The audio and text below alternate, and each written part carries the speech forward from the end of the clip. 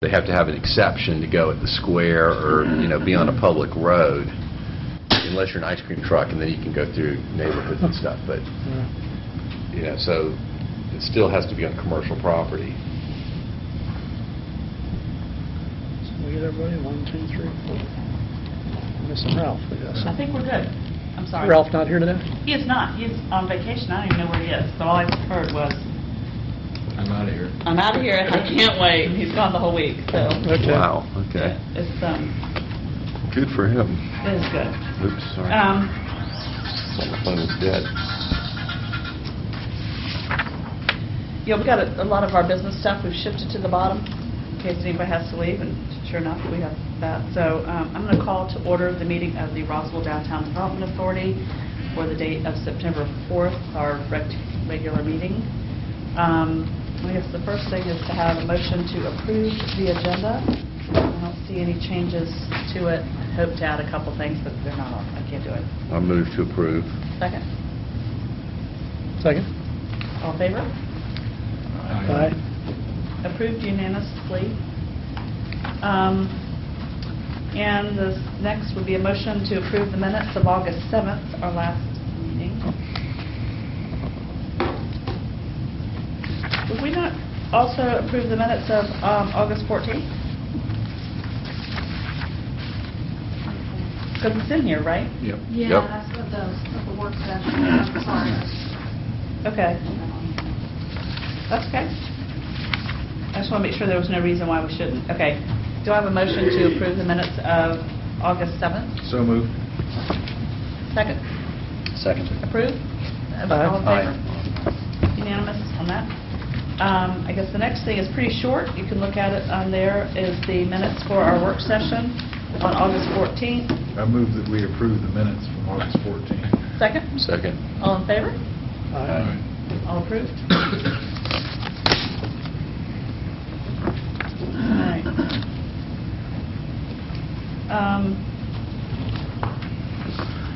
Okay. Can you give us a quick update of your conversation regarding TADS and school boards? Yeah, Steph and I met with David Knotts, who is coordinator of land management for Fulton County Schools. Actually, I know David from his Sembler days and Cousins days. Do you know David at all? You may have run across. He was land development for Sembler, No. a bunch of big deals. But nonetheless, for the past several years, he has moved out of the private world, and he now basically heads up finding properties and managing land for the Fulton County School Board system. So we met with the intention of talking through the possibilities of how the school board would address TADS. And so he, let me get my notes here.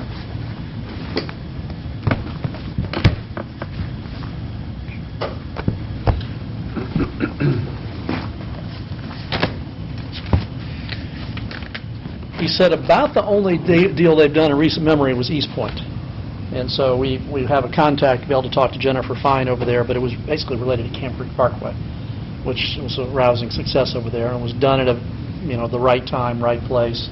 It moved through pretty quickly. But he will tell you from about 2004 to 2008, aside from that one, there were lots of TAD requests going all over the place, and frankly, concerned them to the point that they put out a policy, which is published on the school board website, which goes into a number of qualifying issues you have to go through in order to even be entertained for a TAD. Obviously, since the slowdown in the economy, there has been little, if any, TADs requested. In fact, since 2010, they've even had a TAD request, largely because the private side is not investing. So, remember, TADs are an additive, not a complete funding mechanism. So the reality of it is they're out there looking and seeing, and they're ready to entertain something. But again, it's just not been active. So the few things he mentioned were that they, there was this law passed that basically said that TAD dollars raised out of school proceeds should be used for education purposes. It has some impact on using it for pure commercial purposes. And so consequently, the school board says if we got any chance of supporting anything, it's likely not an area-wide TAD. What they're talking about is pretty much a specific project TAD, and it would be very much qualified under what the project is. How much impact it might have to the school, what's the size. I mean, there are a whole number of qualifying criteria to have it work. So it largely means that if there's a potential to talk with them about something, it's a project of significant size, probably doesn't have a big school impact, i.e. a big apartment project or something like that, that it was commercial in nature, office-oriented, it created a situation where you tip the balance in the favor of the school system for some period of time relative to cost versus revenue. So he just led on to that and said, if you have something, we're glad to look at it. Now, the qualifying thing were two. Number one, he says we would probably study it for at least 6 months. So it's not okay, we got an opportunity, we're going to jump on it.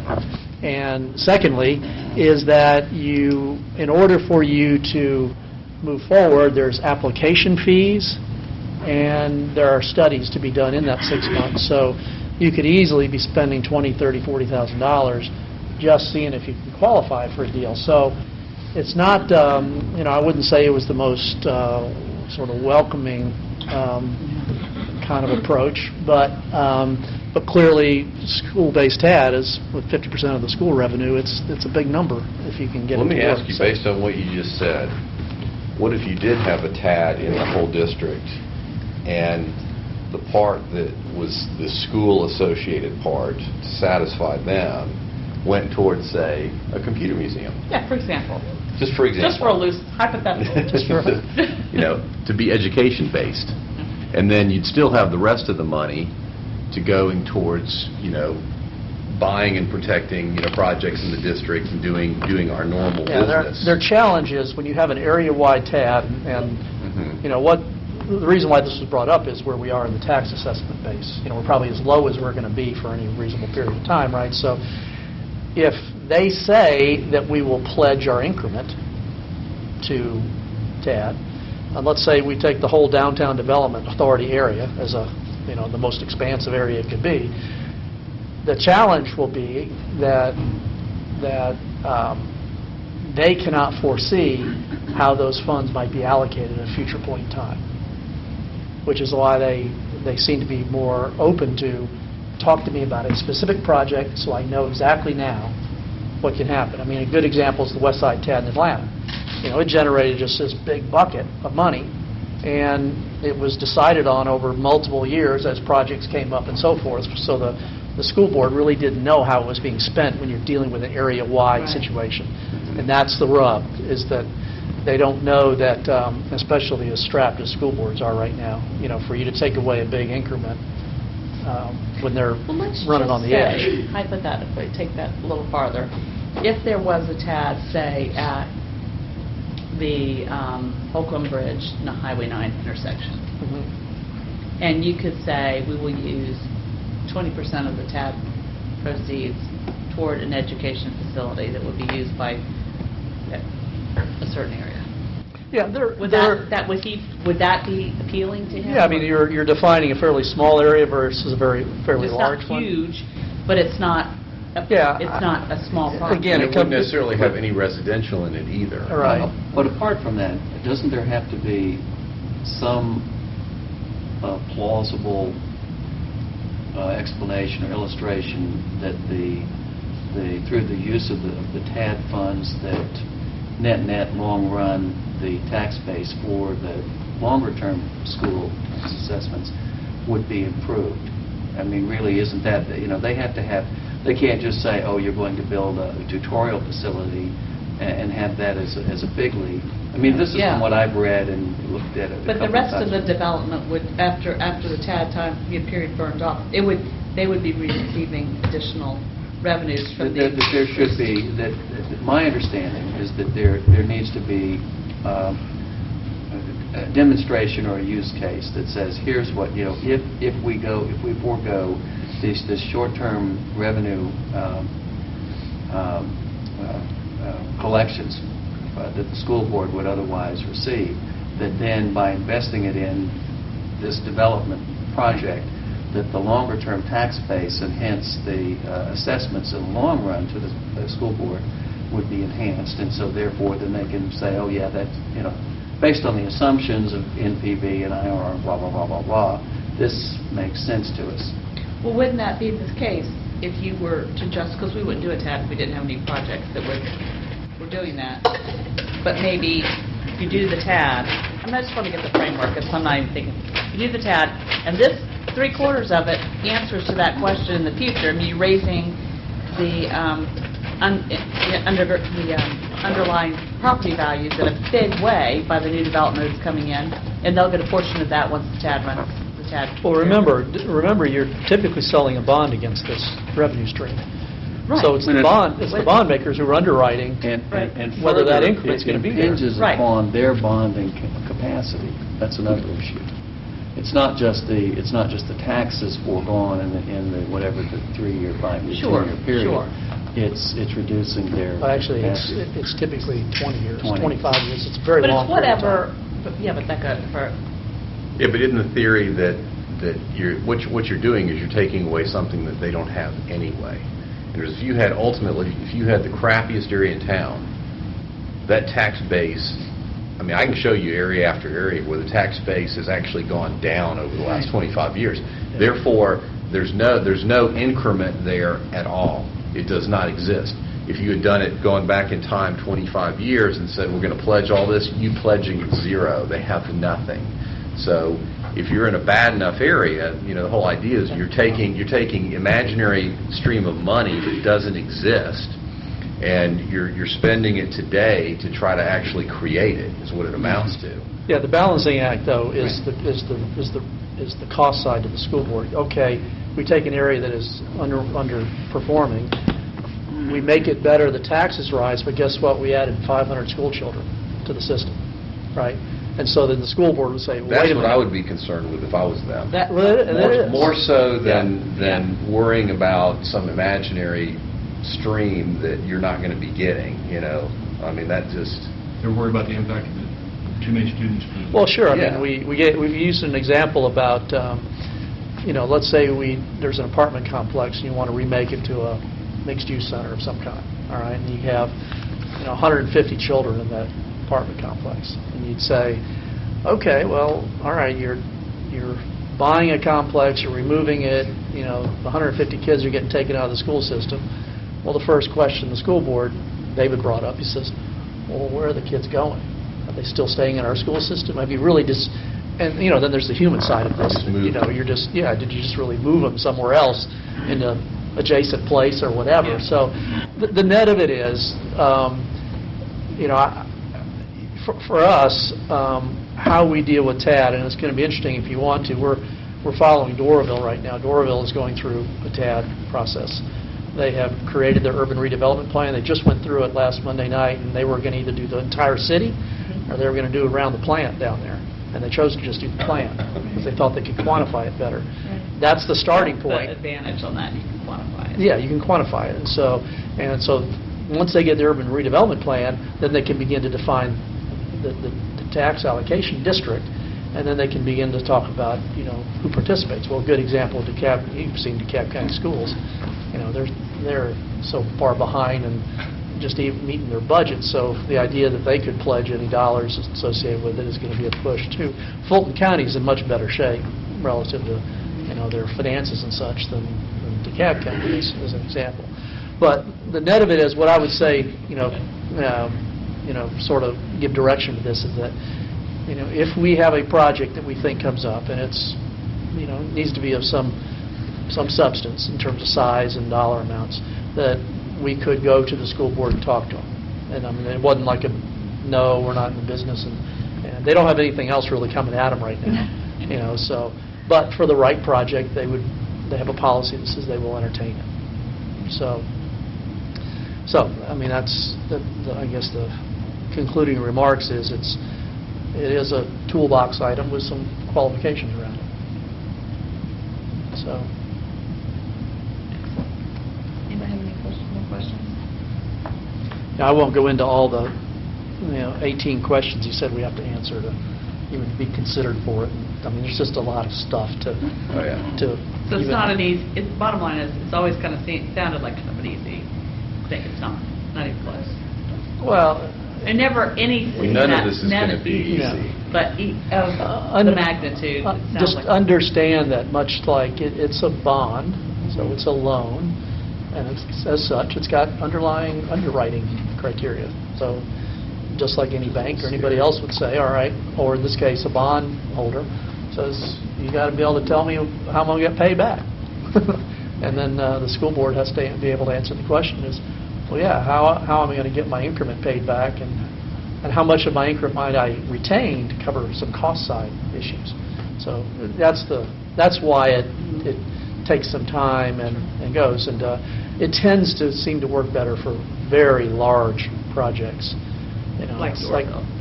yeah, or Atlantic Station was a big one, or what have you, versus a little $5 million center on the corner. You know, I had a client that had it down by Freedom Parkway, all that area when they did all the public housing, they turned it into fixed income. Mm-hmm. That whole area, which was so depressed, Yeah, that whole area was so, that was a bigger area, it wasn't one big project. now, I do have it on my calendar to try and meet with Fulton County, especially the Development Authority, because that's the other side of the TAD. The city says, yeah, we'll play, but it's a pretty small number. We're not a very big part of the tax digest. But Fulton County, that's another one to talk to, and I haven't talked to them yet. Thank you. Okay. The next thing, a couple of us had a chance to see what Charles has taken from our last work session and transferred into the most amazing analysis. I mean, it's just, again, I told Charles this, it is phenomenal what his intern and his staff did to help us on this. It's tremendous. It's just got us light years closer to what, so thank you very much, again. We've kind of kept this, it's in process. So we look at different, some of the can we get to that? This is that, can we come back to this? You found it. No. Can we get to Charles's? Yeah. I'd like you, Charles, to walk through how they did some rankings on what, they kind of started with what we had started with and then added to all the parcel studies that had been, we had been compiling based using the GIS. And then they took kind of how we were looking at things and took it all the way down Highway 9. And I kind of got in there and went, well, why is this? And asked a couple questions, and the thought process behind it was like so spot on, and it's No, it was under property inventory. I thought it had been removed. oh, I believe it was removed. I have it. Did you take it off? I did move it. Yeah. I thought you had a copy of Can it. you move it on from there? I didn't do it. I did take it. One reason, and we haven't got zeroed off. I just am a little. I don't like to see stuff up there that's in working. And I agree, there's definitely subjective opinions on the property inventory, because one of the criteria, we analyzed it along two criteria. One is the suitability of what's there, and I tell you what we'll do, and this will be the first map you'll see, and then you can just look at it, since I don't think we're going to go into it. It was basically, we ranked it from 1 to 10. Well, beauty's in the eye of the beholder. If you own a piece of property, you may think that it's very suitable, the use that you have on it. But, so you can take a look, and I'll just pass this over. So that was from 1 to 10, and so the darker the color, the less, oh, wait a minute. What you have there is the other criteria, the first one, here's the suitability. Can you tell me which one? Is there a file in particular? I don't seem to be able to. I can save it back to what I think. Redevelopment potential. I thought I could move it. So the darker You could just edit it. Is there darker? Higher better potential. files? Okay. Yeah. And the lighter is less. Let's Because there's open these it. shopping Yeah, centers that are, yeah. so that's It's going to be real high. the big PDF files. So these are, Sorry, I was thinking. and I tell you what, if I could, just in an effort to not have too many of these in circulation, You can't connect this to This this is- and take it off, Kate. these are the, and then here, this is the appropriateness of the current use. You can share It's a that, but gigantic file. This is the appropriateness of the current use. So the darker color is more appropriate use in this map. Stephanie, could I And jump on yours real you can quickly share. and just do? So the darker Yeah, color. I'll get is into my more Dropbox and use. go back. And the darker the color here, the more the site adapts itself to redevelopment. So this is a very, this is a good one to look at, very inappropriate. So if you look at parcel number 74 at the north end, it's the, where the center, Oh, yeah. where the, there's a Thrift store. thrift store is located at number 74. It's obvious its current use is pretty low. It's maybe a 3, and the redevelopment potential is very high. So, okay, those two. Now, so then we did a compilation. The third map on this inventory is that what you do is it's a bar chart. You look for a low red, high blue. It's a combination of the two. And you'll see how that's... This is a quick way you can look at 150 properties very quickly and tell what is good to do, what sites have high potential. Okay, so obviously it's probably better that this not be out in general circulation. It's more of an internal document. There's some things we can do. I feel a little bit like the master craftsman that I used to work with on doing plaster projects. There's a built-in imperfection, and if you find it, it's a prize.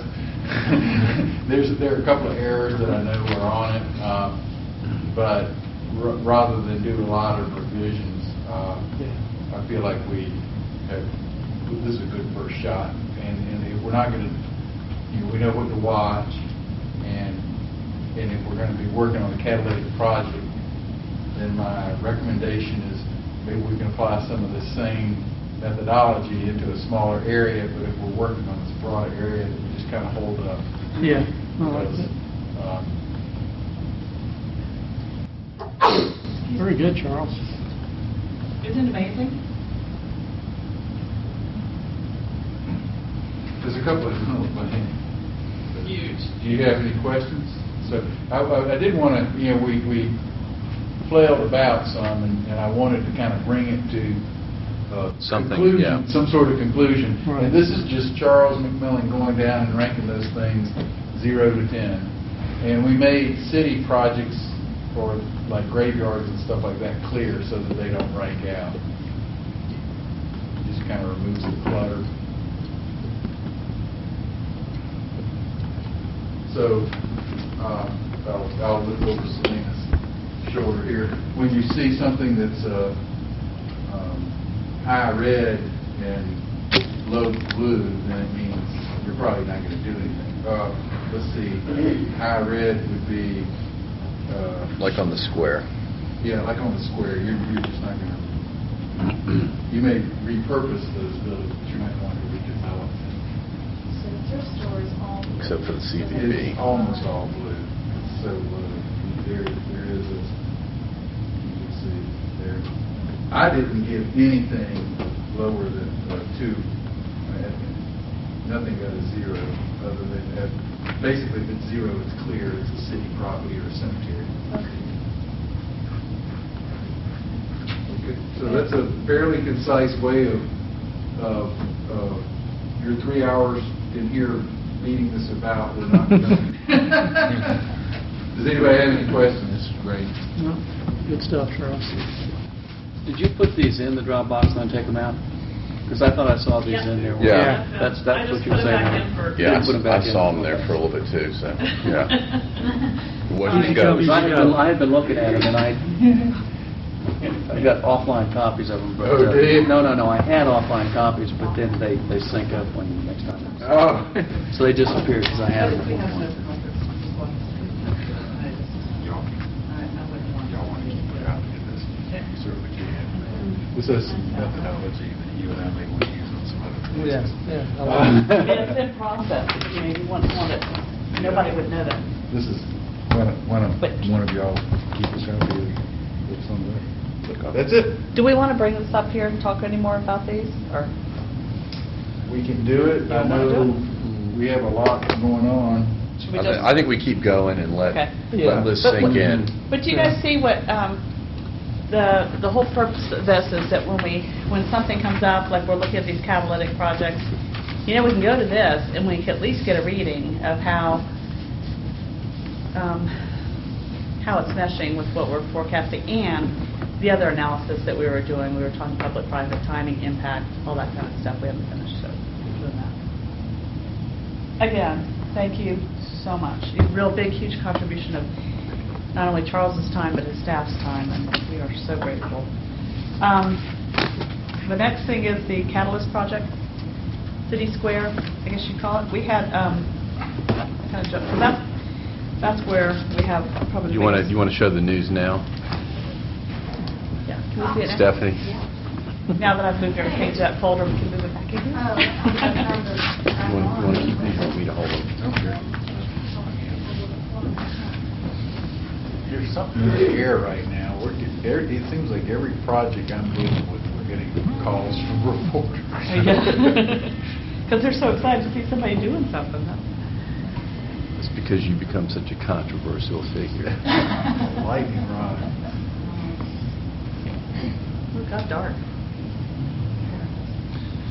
Well, you know, there's a chance of thunderstorms. I don't think the snow's going to come through there, unfortunately. I think it's only coming through the computer. Put us down. You'll have to sit through the sponsors. Couple hours, smack. Sorry about that. We just discussed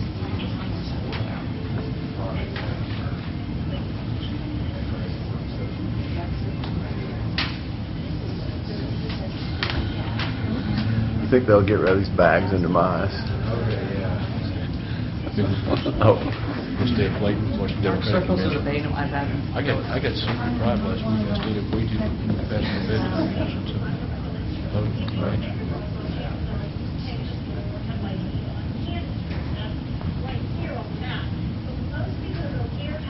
Sort of. Right across the street. That's why the city is now looking at a plan to reroute this intersection. By doing so, they'll create a larger park for community gatherings. The plan also calls for a pedestrian underpass to keep people and cars moving freely. The project could help expand the charm of Kansas Street. If there's more parking and people feel safer to walk around, streets near Kansas could also see success with retail and restaurants. The city owns most of the property involved, and I'm told GDOT is okay with the idea of shifting Highway 9, especially if it improves traffic flow. So the next step is an impact study. There's a bond referendum for Roswell residents in November that could provide some speed money to make that happen. Visitors I talked to today say money well spent. For the first couple of times we came up here, it was very hard to park. It was in the middle of the day on a Saturday. If we drove around for 15 minutes trying to find a spot to park and couldn't find anything. You can't get lost. In other words, that's what you want to do. You don't let people get lost, particularly park their car. That's the whole experience. It has no intention of rushing the project. Different perspective. They have no idea where the $11 million currently estimated to build it will come from. The city leaders believe it would be an important economic development tool. Back to you. What day is it?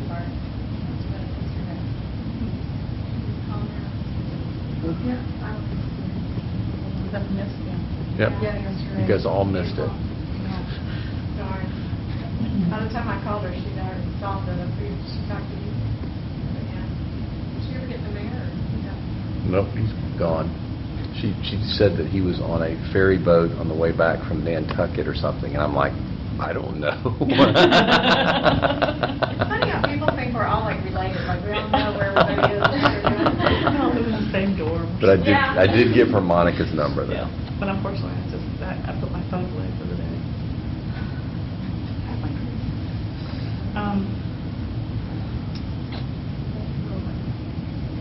Well, Go ahead, go ahead. I'm trying to think. Richard, you weren't, Richard and Charles, and I've finished updating you, but obviously we've talked a lot. But just kind of the outcome of that meeting was we requested, they had gone a lot farther with the kind of the plan around the transportation project Transportation had, and they presented that. I think it was a little bit more extensive than I expected, but a little bit. But we asked that the next step be to bring in some new urbanist-oriented town planners to do a master plan. We really felt like that talent pool is missing between the two groups. We really need somebody who can bring in the nuances of that. And council definitely agreed, and so that's the next step is to, well, there's a couple next steps happening concurrently, but the next step with council is to put together submit a proposal, and interrupt me, Nancy, if I got this wrong. Yeah, I'm trying to find the email where she told me that she didn't think it was going to make it to the September 12th. I think that's okay after we. But we have a proposal from Alex Paulson and Lou Oliver to take on this scope of work. We want to work with that proposal, define the scope a little bit tighter. Bottom line is it's going to be on an hourly basis, but they are, he kind of said, we want you to get in there and kind of roll up your sleeves for the benefit of the city. They're willing to do that. Well, do we want to open up the discussion to see whether there's other folks that we want to get bids from? Can. Absolutely. The reason I had talked to them just to get an idea of proposal, because I wanted to bring before you guys is the idea of, this is before the transportation project came to such development, was to do an overall master plan conceptually of the area so that we could use it as a marketing tool to bring the right developers in and kind of help them see the vision of the village area of Roslyn. But I've talked to them. If there's anybody else, what do you all think? I mean, conversations, there's others that, they're the ones I know of, so anybody knows some others that are local or? Yeah, no, this is sort of Lou's, playing to his strength, if you will. There's all kinds of, Hughes Good O'Leary, I mean, there's just, you can name it, there's all kinds of town planners out there that can do this sort of work. I mean, we had talked a little bit about, do we have an obligation to actually go out and, We do not. We talked to Dan McCrae. RFQ or RFP, and so it can be selective for that. But I mean, it is worthy of a discussion. Say, does somebody else have another party to bring to the table that you'd want to see get a quote from? I don't know that I have anybody that I could think of off the top of my head that would be another option. That's in that master planner kind of range. Charles? Through my involvement with the Georgia Conservancy Blueprints program and other work that we did in other areas, I know of a number of firms. Lou Oliver certainly done a lot, been very involved here. Actually, now that you mentioned it, Urban Collage would probably be another one that's lived in that space a good bit. Yeah. Do they work with you at the Conservancy? They don't. I'm familiar with their work. I know they do a lot of CID and LCI work, Livable Cities Initiative. The ones that come to mind might be them, JB Plus A, John Fish, who was with Post Buckley, is now with JB Plus A. Urban Collage, Roberto Paredes with ASD has a good bit of urban experience, but more in making the retail work. Specific projects. Yeah, maybe more specific projects. He did around Lennox. I think that we have a little time. I mean, one thing we can do is chat it up. I think we're a month or so away from really being able to do anything. We got to pull the constituencies together, and we have a couple of months. We're like we're a very attractive project for any of these firms, and I would like, I generally like to work with Lou. I don't want to lead anybody on this, but we have to pull the property owners, including the merchants of Kansas Street, the people with the War Memorial, and the arts community, kind of constituencies have to all come together. So we're a little ways away from needing to pull in a designer. So we could at least talk with some of these other firms. And, I owe Bob Beagle a call, so I just, depending on what we decide here, I could either bring it up or not. He's with Urban Collage. One of the folks there left and is with a different firm now that I knew. Maybe it's him. That's why he wanted to call me. No, it was one of the younger guys. I think it'd be good to get we're talking about a relatively small scope in the $30,000 range. So it's kind of, my sense is that we're getting a pretty good value if we stretch it out with Lou, and that we're getting a pretty good value out of that. But this kind of works. People are hungry right now. I don't want to, obviously those guys are good friends. I don't want to pull anything out from under them, but it's just the way this whole thing kind of evolved that it just didn't seem appropriate to just slide them in without at least discussing it. Because initially, we were in a big hurry to have something to present to mayor and council on a very, very quick basis, like less than a week. And the meeting was originally set up with Lou because, Lord knows he's done so much work on the freebie for the city and just coming up with all these different sketches and whatnot. So it was just to try to get some sketches, really quick from him. And next thing you know is we're meeting and, Alex is sitting there and 2 days later we get a written proposal and it's, I don't know. It happened a little differently because I had already asked for a proposal just so I had an idea. Okay. Before I came to you guys, before this happened, just saying, what if this, I'm thinking about us looking at this, what would this cost? Because I had no idea. What could you do for this, to give us an overall of our village area, do an overall master plan that we could get in, that we could use in talking, to different developers that are interested in the area.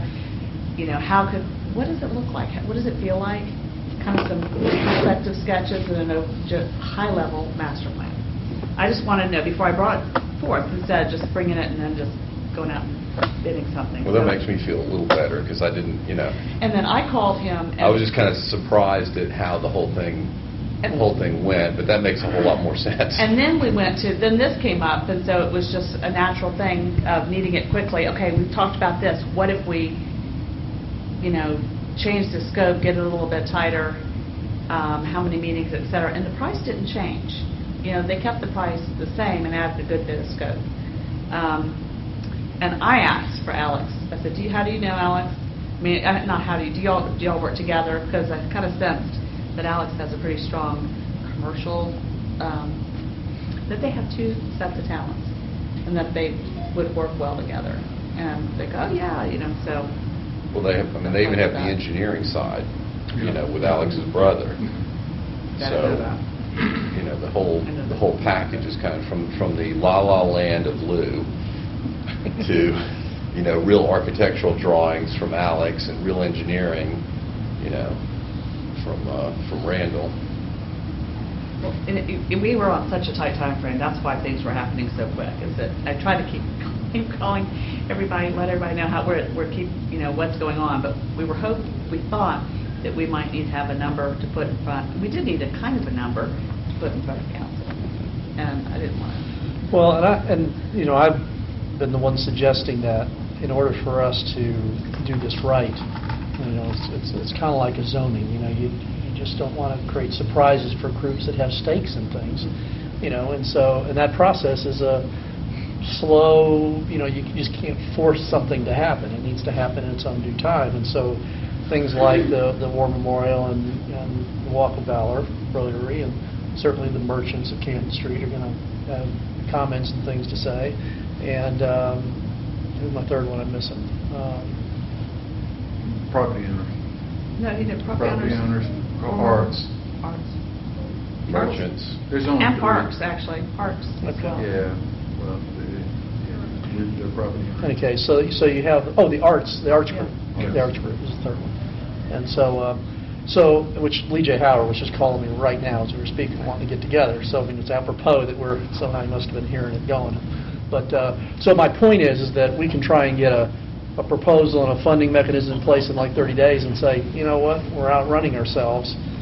I mean, I know we want to do this quick, but quick in the time frame of a public process is not as quick as we might be operating privately. And so I think we just stand to do a whole lot better if we take even the next 60 days and say, let's go through with those groups. Let's get to a point of getting definable input as to what they believe. And we could start with the plan that's now been published on the news, right? And not take it any further than that. Hey, this is a starting point idea. Give us first blush, good, bad, and different. We actually asked Andrew Detweiler at the city, so for the next 45 days, I think let's use our resources. The city's been so good about this. Let's use what the city's produced, and I think that's highly appropriate. Andrew Detweiler is going to get us basically a sheet of the road project with parcels overlaid on top of it. And I think that's what we need right now, programmatically. And we can work from that point about moving stuff around and looking at how things could develop programmatically. And then when we do get Lou and them involved, which I'm not saying that they can incrementally be brought up to speed, some back and forth. Right now, I think that everybody's looking for us to vet feasibility of this. But at what point do you get a Lou involved to get a good handle on the square footages so that we can do those calculations? And he understands, where the arts are coming from, where the merchants are coming from, et cetera, so that it's not just, okay, now we're starting, we've done all these meetings, and, here's what we found out. Now, draw something. Right. And that, I mean, somewhere along the line, the consultant needs to be brought in, I would think. And where is that point? Go ahead. I would suggest there's an initial meeting with the groups that is about bridge building and about, we're not going to sit and get out the papers and draw yet. We're developing an understanding about what we're doing, that we want you involved in the process, probably just with like a Lee J for the arts, maybe one or two of the leaders of those groups, and then we can start to build beyond that, and then probably have a designer present at a meeting that's now sort of, okay, let's roll up our sleeves. And 2 or 3 meetings into it, but at some point that we define let me ask you, when they come in. Yeah. we talked about that. We talked about, the constraints, et cetera, and that they wouldn't be necessarily on the plan initially. They'd be proximities and square footages and what's, some of the critical factors that they have to have is that we need to be near this, we need this much parking, those kind of factors for all these groups, right? Yeah, And we would have a meeting. Well, let me back up on a little bit of it, because the arts group has a very detailed strategic plan. I mean, very detailed. It's not like they're just starting with an Is that idea. published? Yeah, I mean, it was. I saw it in a work session in here one night at Mayor and Council. How do we find that? Lee J. Howard would have it. Can we put it in the? Can we get it in the Dropbox? PowerPoint, I thought it was better. Or is that? I don't know. Is that we already can there? get it. We can get it. Yeah. Okay. And so, they're excited about, seeing if they can merge in some way and, make sure that what they're planning is part of the bigger district area. And, certainly the Merchants Council has a very loose plan on the things it has to find. And then I would tell you that the Memorial and Walk of Valor had a very distinctive plan. all drawn out and so forth. So we're not starting with nothing, is what I'm saying. That's Dave's deal. So what I'm suggesting is that there's a lot of background already done, and they had plans ready to move, and now we've started this, and now it's saying, okay, how might your plan change, what pieces connect? And for us to understand their plan, I think it's a good starting point, and that plan would certainly be available to the consultants to say, all right, let me read through what the art folks and what Rotary and so forth want. Maybe we could, I'm just thinking if we decide on who we want to use and how we want to go forward with that, when we get, for example, this arts study, get our hands on that, make sure that gets into their hands. So in the meantime, they could be digesting that. Yeah. And the same with Rotary, if they have anything, that they totally know the background of what the criteria they're looking for the Walk of Valor. In the meantime, so to speak, while we're doing these conversations. Right. So that when they have that meeting, they're knowledgeable. They know everything we do as far as the criteria. Transportation is the other one, and Dave and Charles and I just had lunch with Steve and Clyde and Andrew, and they're great, and they kind of came saying it's just like, we're kind of handing it off to you guys, but just come ask us about anything. You have any ideas, come ask us technical questions. Can we do this? Can we do that? Would this work? And so it's going to be great to work with. And so at some point, as we accumulate all this data, we're going to need to identify a list of stuff that we keep out. We ask them, and then have them at the meeting, the first meeting with the consultants, the designers.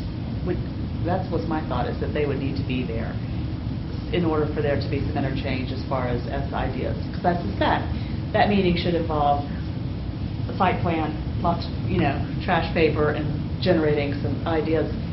So you don't just hand them this and they go off and they do their magic. I mean, it'll be an interactive. Lonnie, that's where we were, is that it felt a whole lot like we were getting ahead of our skis. We've all been involved in so many planning processes where the consultant goes back in a dark room, comes out and says, here's your plans, give me my fee. And if we had the opportunity, we have all this, it sounded like a very productive work session with the city council. We wanted to do that. That being said, I think as a DDA, I think we're at a point, and I don't want to get out, I don't know how you were planning on rolling this out, but understanding the project, is it a catalyst project? What is it from a real estate standpoint, which is what we're talking about now? What is it to a public space and secondary improvements that might do like Canton Street? And then what is it from a transportation standpoint? Is it, and these are all but-for questions. And the last one is, but for, the economic catalyst, would they do this as a transportation without, it's feeling a lot more like a transportation project right now than it is an urban redevelopment project to me. So we need to go through that and really see. I keep hearing about the connections down to the south and so forth like that, but that's sort of tentacles that are growing out of this, and they may or may not happen. So I think looking at, and it's going to be pretty simple for us to develop based on what the city's done, a constraints map, a constraints and then a desires. We can put all that in. And then when we sit down at that meeting, you have the constraints, right, and you have the desires. The desires would be a black box movie theater. I think... outdoor amphitheater, open park space. We're the other, I guess we, on behalf of the citizens, are the other, stakeholder in that, is that how do we leverage this public space into possible revenue streams? And that's outside of those particular stakeholders. That's, where do we see market opportunities that land? A lot of that plan involved a lot of government buildings. Personally, I would want a good conversation of whether that's what we want at that intersection.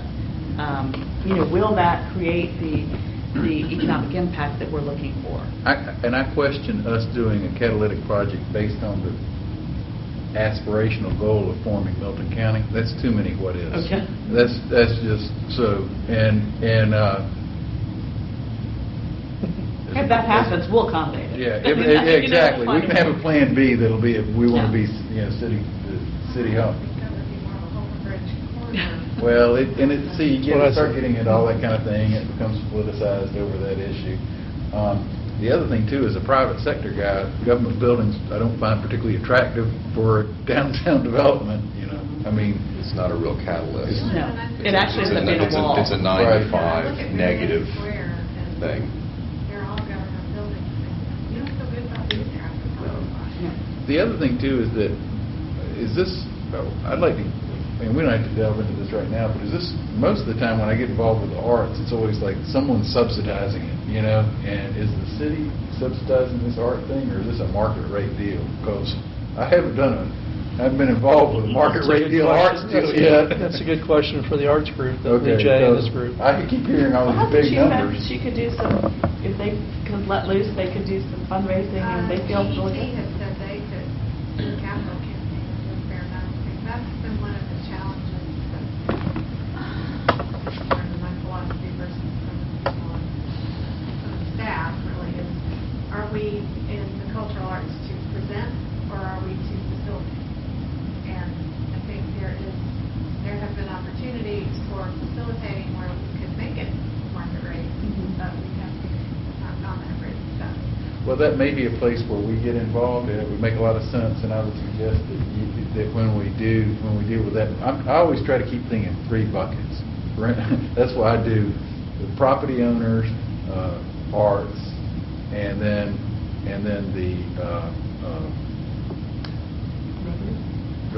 the memorial, that's its own bucket, because I guess it's kind of slopped out. Yeah, really, no one wants to be in that bucket. So we But can. there's more, there's the parks, and Okay, there's the... you don't understand. That's a property issue. Okay. So, you know, Okay. Yeah. it's easy to Fair deal enough. with if you start getting too many. Got So it. we can divide and conquer along some of those, and I do Mhm. think that we could do some of that. and Kind of divide and conquer, that's the next thing I was thinking, is like, how do we, obviously, you need to handle the Rotary bucket. But we need to give them, How do we- but we need to do that, but we need to send someone else in there that's not a Roswell Rotarian, so that they can, you know, that if someone has to take the bullet, that we say, okay, Dave, Lyons, stand up, take the bullet, you know. I think it should be Lonnie to go in there and... I'm the one that's already stirred that pot Lonnie's up from already day shot one. first. But we do need Bullet to- over the bow. Yeah. Pack it in about 5. But I'll protect if you. we could, yeah, I think that. Thank you, man. So it's not just on one person. And then the Canton Street merchants are going to be, Well, they may see it as a threat, just having more competition, or who knows? The knee jerk is always negative. Well, I think, one of the things is to talk to them about, they see all, if they just saw that plan and saw just government buildings, I don't know how they feel. I mean, they may just think, oh, great, daytime traffic, we need some daytime traffic, nighttime's fine. Or they might say, what about some residences, some residential, what are they looking for? I mean, that's how's why it we gonna start impact them? without any government buildings shown, without, it's Well, just. it's just No, already with there. nothing. What do you guys see? Just a clean slate, what do you guys see? Yeah, that's And what- from each group. Yeah. It's interesting, because Just get once you look at get that the plan that input. DOT did, all anybody can think about is government buildings. And we got to pull away from that. We got to pull away from that. We're working with the new base map Right. that looks like this,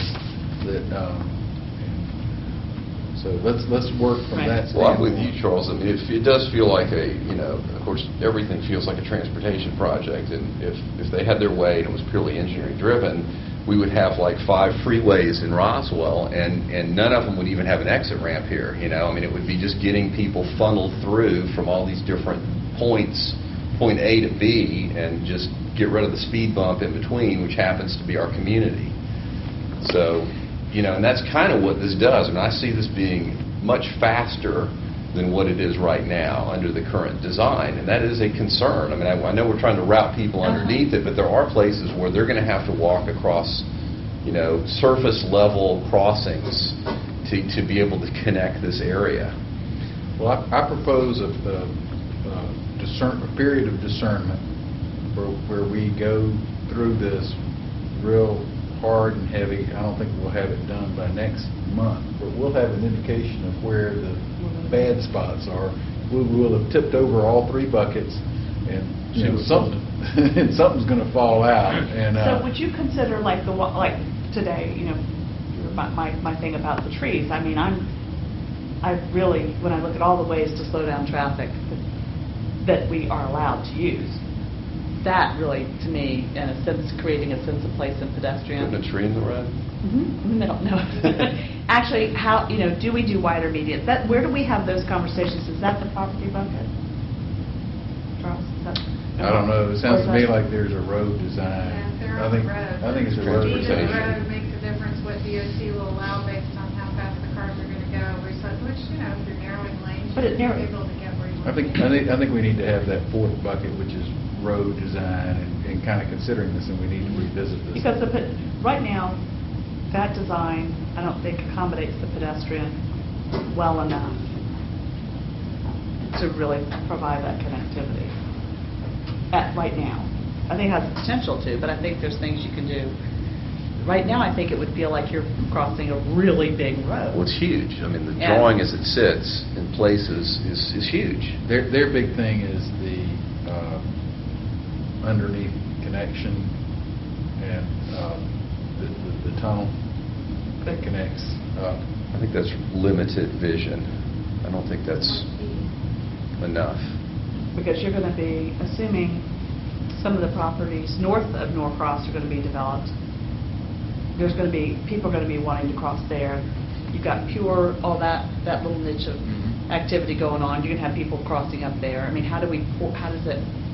That's where transportation can help you show, because they've got some sketches of how Cherry Street could fit in and how those three little side streets all kind of come together.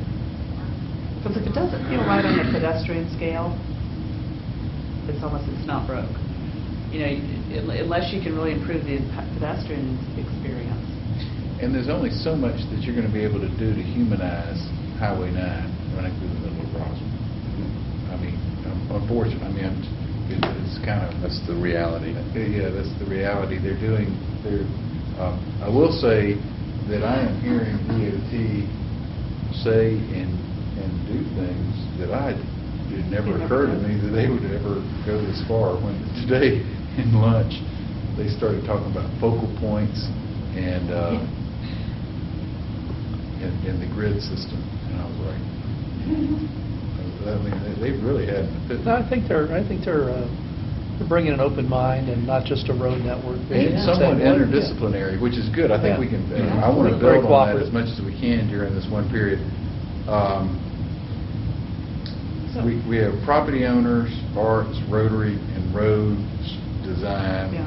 And I think that road design and parks design are going to kind of get some interplay here. We can go, I think we want to have kind of the issues that we're looking at on each of these, like you're talking about with the trees and so forth like that. And then I think we want to combine, Rotary and arts are kind of one meeting things, and then property owners, we need to kind of divide into, decide how we want to approach the property owners. I think this is an opportunity for us to coalesce Canton. Here's my thinking about Canton Street is always sort of a fractured group, but this is maybe an opportunity that, hey, here's an opportunity for y'all to work together and bring in these other property owners and work for something for the greater good. Don't screw this up, or it's not going to happen. You have everything. Don't screw this up, or I think you have to decide whether you're going to deal with property owners or business owners. Or tenants. They're very often different. I think in this case we have to bring in a group of property owners because we are impacting so many properties, and maybe we need to deal with them separately. Maybe that's the answer to this, is to deal with the business owners and the property owners, try to bring them along together. But there's those properties that are going to be directly impacted, and then there's the property owners that have secondary considerations. We were talking about the ones really south of Magnolia, in that area that maybe when this is done, when you look at the way it's designed, they could actually be a part of that concentration. So maybe it's property owners that would include all the way down, and merchants would probably be more Canton Street, Kingston, correct? Talk with Sally or somebody that, to get the lay of the land, because this is not the kind of thing where you want to bring them all together in a risk. Because they don't get along Uh-huh. very well. Divide and conquer. Would you do it in a, I had not thought of charrette style, but is that something that would work with that group, or? I think this would lend it. I think this would lend itself really well to stickies and markers about different, and helping us, because one of the things that I haven't quite understood, just from my standpoint, is, does this do anything for Canton Street? I'm not sure that I just don't know yet. Well, Only if we- in theory, it gives them parking. Yeah, only if we integrate parking. In Yeah. theory, it gives them pedestrian access to all this parking. But, retail, when we start talking with a few of these retail people, they'll tell us whether they think that, when it's a football field and a half away, does it do me much good? I don't know. As a retailer, no. As a restaurant, yes. And there's a difference between, am I going somewhere to get something and I want to go in and out? Or am I there to have the experience? And it might. And that's totally separate things. And it might be that we could integrate it with some sort of cute marketing campaign, like have a yellow brick road that goes over there or something like that, and that kind of becomes the catchy, the catchy thing, is that you follow the yellow brick road or something, but, so there could. I would hope that this could answer for us what the retail potential could be, because we are very quickly pricing retail out of the Canton Street market. Right? We have some property owners or some business owners there who don't need the money, who aren't making money, that they do it because they enjoy it. That's not a long-term answer. And now that we're getting to the $1 million range over there, I worry about losing that retail component. And to me, if you can elongate it, you have the potential to give some opportunity for that. And hopefully the feasibility can show.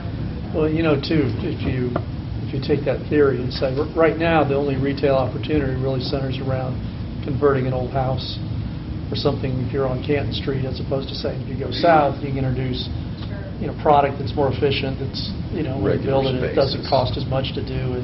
And so that creates a different avenue for retail to start to flourish, because you're potentially building ground up. You're not trying to adapt small spaces, which are expensive to do, and so forth. So, there's variety of product in this planning effort becomes pretty important to think about what else could accommodate retail, because, now you're down at $500,000 a foot, or some number that is workable for retail, or is much better shape compared to the $1 million an acre that's up the street. You got a separation of price points. Right.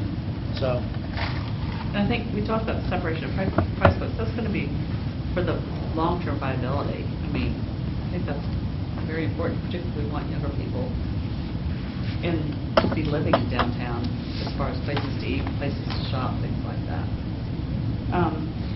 You'll be interested. I'm getting ahead of myself.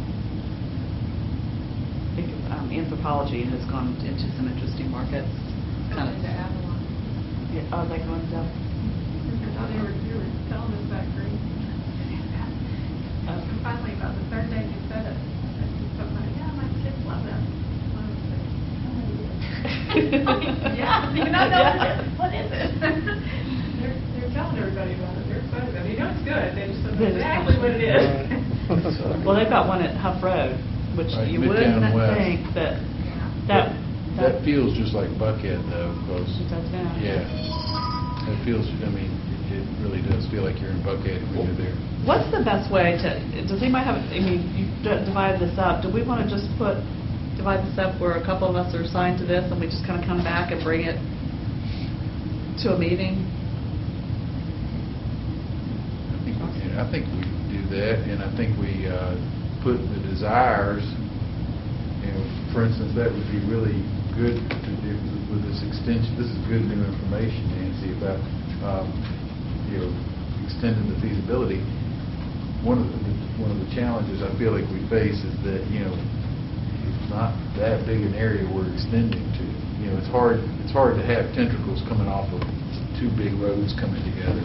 We're trying to kind of force this thing down to Pleasant, and we're thinking about a couple of the other roads to kind of get the grid system going. But, so I think But maybe part of our, our recommendation at the end is that, this isn't an intersection. This is a corridor improvement. or in a wider area. Yeah. So I think we do that, and I think we center it up on that constraints and opportunities, and that we go out like Noah 2 by 2. And we've all come back and, just keep your, answers and constraints and, desires, then we can really lay it out. And if at that point, when we sit down with the designers the first time, if we feel, if the arts, we want to have a representative there, maybe it's once they get an initial draft, that's when we bring it, after we look at it, we go, hey, come look at this. My thought is that you get into this master plan and you get a completed plan, not down into any microscopic detail, but you get a completed plan, and that's when we would go and bring in some more public, the public meetings stuff. Do you all see a need to go through that process at this point? I mean, at that point, or I assume you got to get to some point where you bring public opinion. Nah. No. I know. I think you got enough groups. Well, the thing, what I want to do is make sure that we have major stakeholders that really need this deep input. And then at that point, there's so many different opinions, and my understanding is you can do these with enough layers, much like we were talking with transportation, that you start finding out what it is that they don't like, or where the people have problems, or if they love it, but at least you've got something that they can really see instead of starting at the very ground level. I wouldn't want to bring the public in. I mean, I think you can do what every DOT project is, where you bring the public in after it's already designed and basically a done deal, just as a feel-good measure. I mean, I haven't seen a DOT thing yet from the state where it wasn't a finished product before the public was brought in. But if we can show them a progression of how we got there, it would help.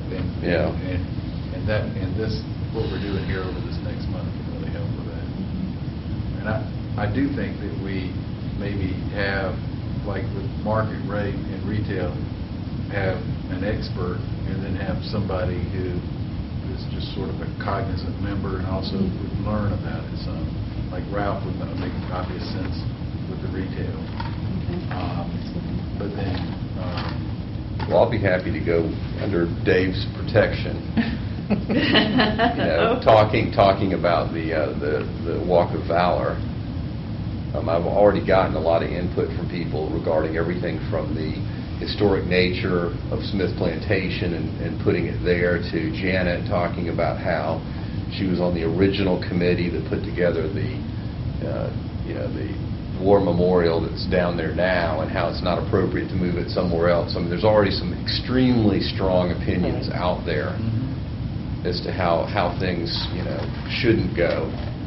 Well, let's go ahead and lock that one down, because we'll go that. And I will tell you, Okay. Nancy and I met with Dave McCleary a couple weeks ago at Rotary, and so we sort of briefed him, and we need his input, we need his kind of, so Well, we've already had 2 or 3. I mean, going back, 6-9 months, we've already had a couple meetings before Right. before the DDA was formed. We had Right. meetings, so it's just a natural to keep that going. So we'll set that They'll up. be and glad to see you. Oh, I'm sure.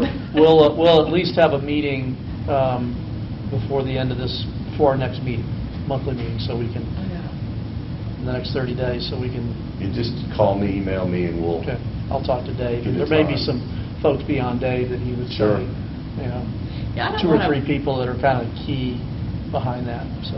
Yeah, I don't want to rush it, but I also,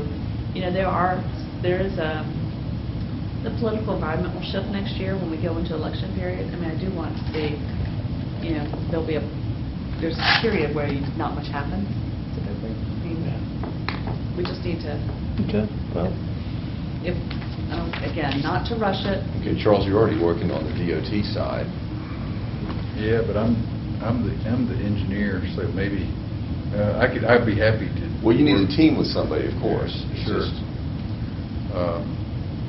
Who wants to do the arts? I'd actually love to go to, I mean, some of the, it'd be Dave and I doing both of those, I don't know. I mean, I'd like to hear what they've got going and what their opinion is, but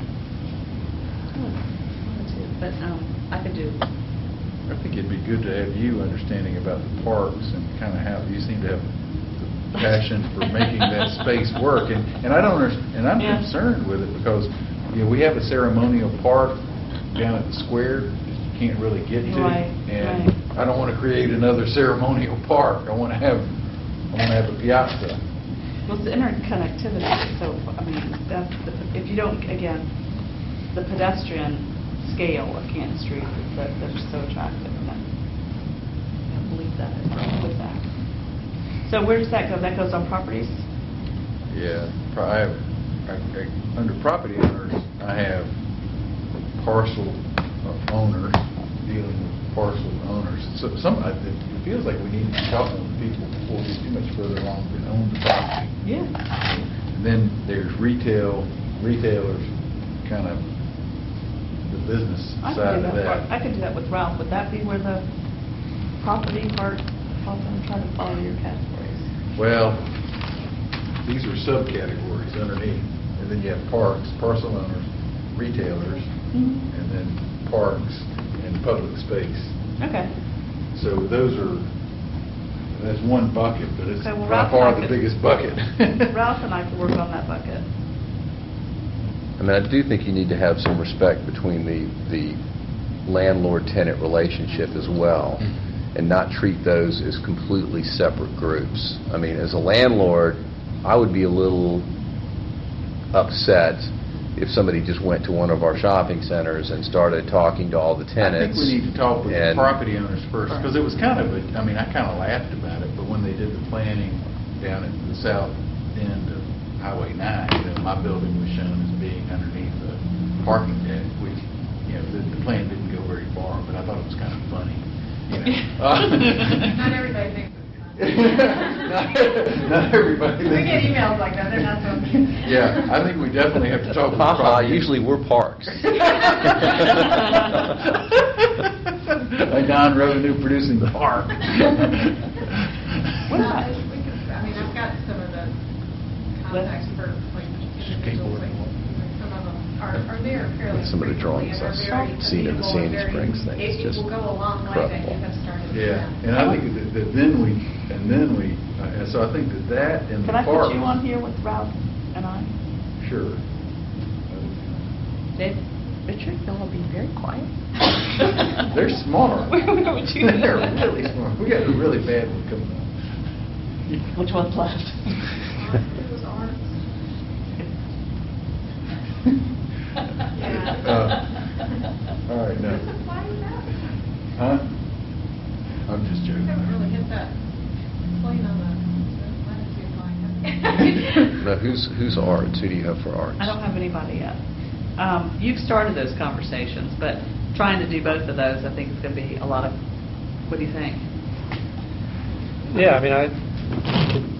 I could hand off Lee J to someone, I just saw him at a meeting and we said, let's get together. That's as far as it's gone, and he just called and said, let's get That's together. probably the most significant opportunity for the DDA to actually do Yeah. something. Yeah, I think there's a Is big, in the there's a big because opportunity there. if the arts are going to be doing something, you two want to take that on? Yep. Okay. I don't know any. I think we can put 3 on You can arts. team me up. Yeah, I could set up, I don't mind being on. I've never met in, the group, and yet somehow we seem to be pretty active behind the scenes in some of the stuff that's going on, but it's like, I don't know what's behind the curtain, with the rest of it. The cultural arts. Yeah, if we talk about taking the arts center over here, turning it into a, whatever, the courthouse, and, doing something, radically different. Well, I'll just say that they have a very detailed strategic plan. It goes into physical facilities, it goes into revenue sharing, it goes into it's pretty involved, and they've got a pretty active board that probably looks somewhat like this, except with art talent. You know, they're you know, Nancy, I don't know them very well, but I mean, my observation is they're a very talented group, very talented. You know, Lee J. runs an entertainment I always company, think and they they're have artists I'm on getting there. to know and them they real have- well. I mean, they know their stuff. They know their stuff.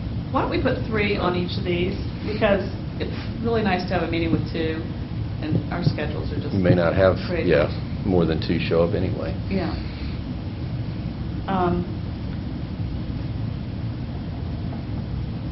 Well, David, do you want... Yeah, I don't know that I need jump a on third one. Rotary? I mean, I see Dave every week, so I mean, I'm not going to miss that one. Lonnie and I can handle Rotary, and it's not a... Okay, you guys are good? Yeah, we got it. Okay. We don't, So I've got David, Richard, and Lonnie on arts. And if y'all are down one person, I'd love to just come listen. I'd love to know what they're do doing. you, Lonnie, do you know Lee J? I probably would know everybody if I saw them.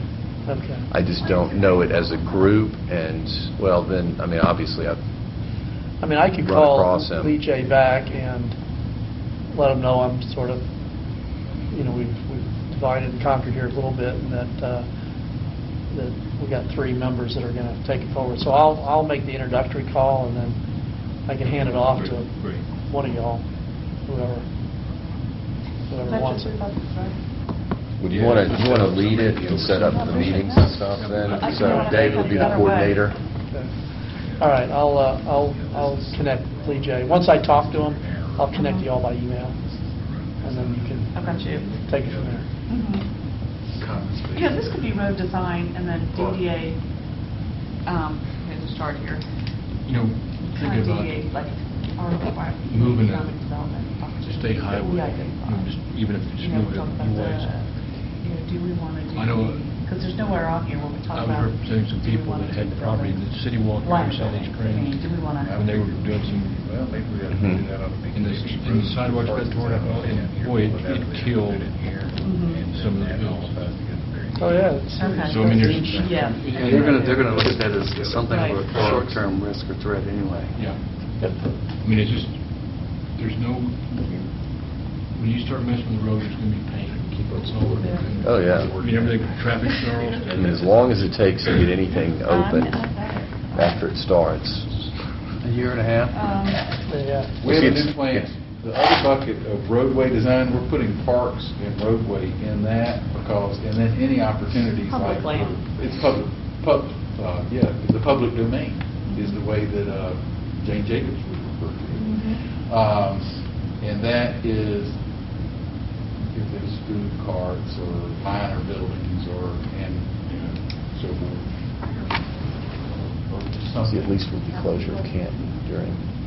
Where did you end up with retail? David, I'm Retail going to you on aspect? that one, too. The retail aspect really needs to, dealing with the retailers, the existing retailers, we really need to do that at some point under property. Okay. You know, after we've talked That's it. with the... So you got public property, and you got private Private property. property, Exactly, right. which is a And good... you got position. Rotary and the arts, right? Exactly. Exactly. Yeah, exactly. So it's good. That's a That very, works. that's a very, I'm a linear guy, and that's a very linear way of thinking. So the objective is, we'll come back next meeting, and again, some communication in between would be great, but we'll come back next meeting, everybody, we're looking for constraints and desires. We're going to use the existing transportation plan as the base. They're going to give us a map that has just the road and the parcels, so you can kind of see that. I With think- no hypotheticals on it. With no hypotheticals. Okay. We'll have access Good. to the hypotheticals, but, you know. Perfect. And this other thing is, I'm hoping he'll have it online, we'll have it online, because, I mean, that's one of the things with all of our new technology, being able to zoom in and everything, it's just fascinating what you can do in these conversations. This is dividing itself out really well. Under Memorial, I think we ought to add anything related to Smith Plantation, because there's an historic property there, and if you're going to be dealing with things that are kind of... Okay, well, just call it historic then, historic and memorial. Yeah. It's- That's a different, It's all That's park. a public space. Yeah.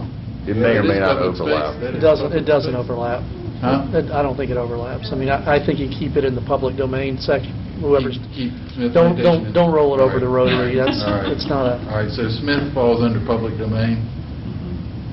Yeah, I would put it there. Puts it back in Parks, that's fine. Yeah. The neat thing is that this is the way a Georgia Tech professor would organize it. Good urbanism 101.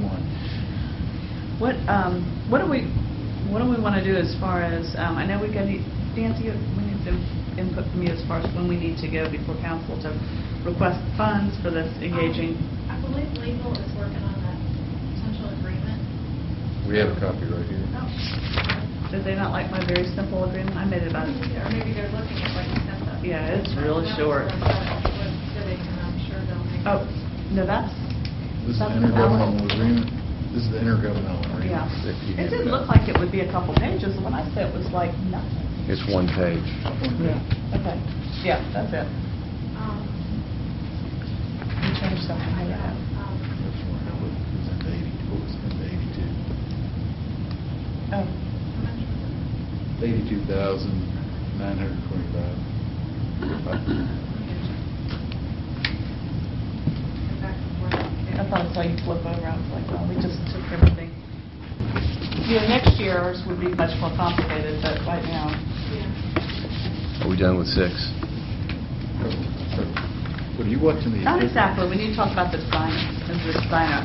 Talk about that money, but I'm also talking about going before council for, this is additional funds. These are funds to apply to a designer. And,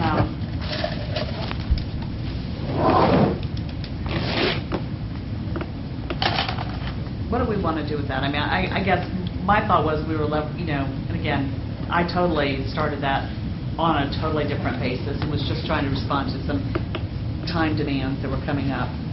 And I didn't want to pull a number completely out of the air when talking to different council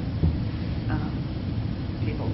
What, I guess one of the advantages I have to tell you that I see with working with local talent is that they already know so much of the groundwork. And, you know, has Urban Collage, have they been in Roswell enough to know that?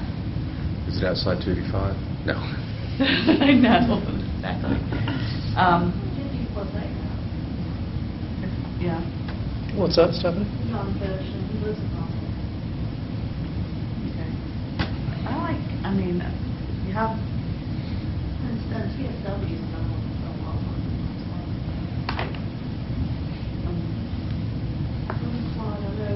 Alice is familiar with Cockwater downtown conference. Well, but I don't know what so is your problem really with the fact that it happened so fast that way? Because just my explanation make a little... No, I mean, it's just put it in a kind little of- bit different light. Yeah, it does. It does. I guess I just, you know, the way it happened, you know, from my perspective, was Yeah. very quick, and it's just like we had the instant hat change of somebody that has done a phenomenal amount of volunteer work, all of a sudden throwing a $30,000 bid across the table, and I'm like, okay, he's defected to the dark side, you know? And, you know, I mean, at some point, you know, I guess it happens to everybody. It's just a question of, you know, it just, I don't know, it just hit me in a weird way at that time, just because of the way the whole thing unfolded. Well, I think and I you know, lack of explanation on that from my side, I guess I didn't get that all the way out. But, you know, the transportation came up with a range between 60 to 100, which was kind of consistent with what they told me would be a market level range. And I do I think don't know. that Lou is going to have to be reined in a little bit. I mean, That's he definitely has a tendency to, I mean, he will stick a liner building on anything that's more than a half an acre, you know, and that's just like the thing du jour right now with him. And, you know, sometimes it just doesn't, you know, doesn't feel right. And to back off just one step and, you know, kind of Right. tone it down, if you will. Well, maybe with a lot of these opportunities and constraints with whoever we work with, you know, having those and just say, you have to stay in here. And if you go outside, that's on your time. You know, it's not our, I mean, you got to stay in this. And that there'd be a lot of interactive meeting with them so they don't go off and have, you know, I mean, he's going to go out, obviously, part of the I whole mean, I want it to design look process. good, I just don't want it to be something that's totally unreal. Absolutely. Well, do You know, I mean, we really got to be grounded as far as something that can be achieved. I mean, that's the whole goal here, is to get something out of the ground. Right. Do you think our input, working with transportation on the front end, because that's where a lot of it's happening. You know, today we talked to them about, you know, if we have an idea, we go to them and they say, tell us if it can happen or if it can't. Well, what I had suggested with Lou, or a Lou type at this point, is we've already gone from the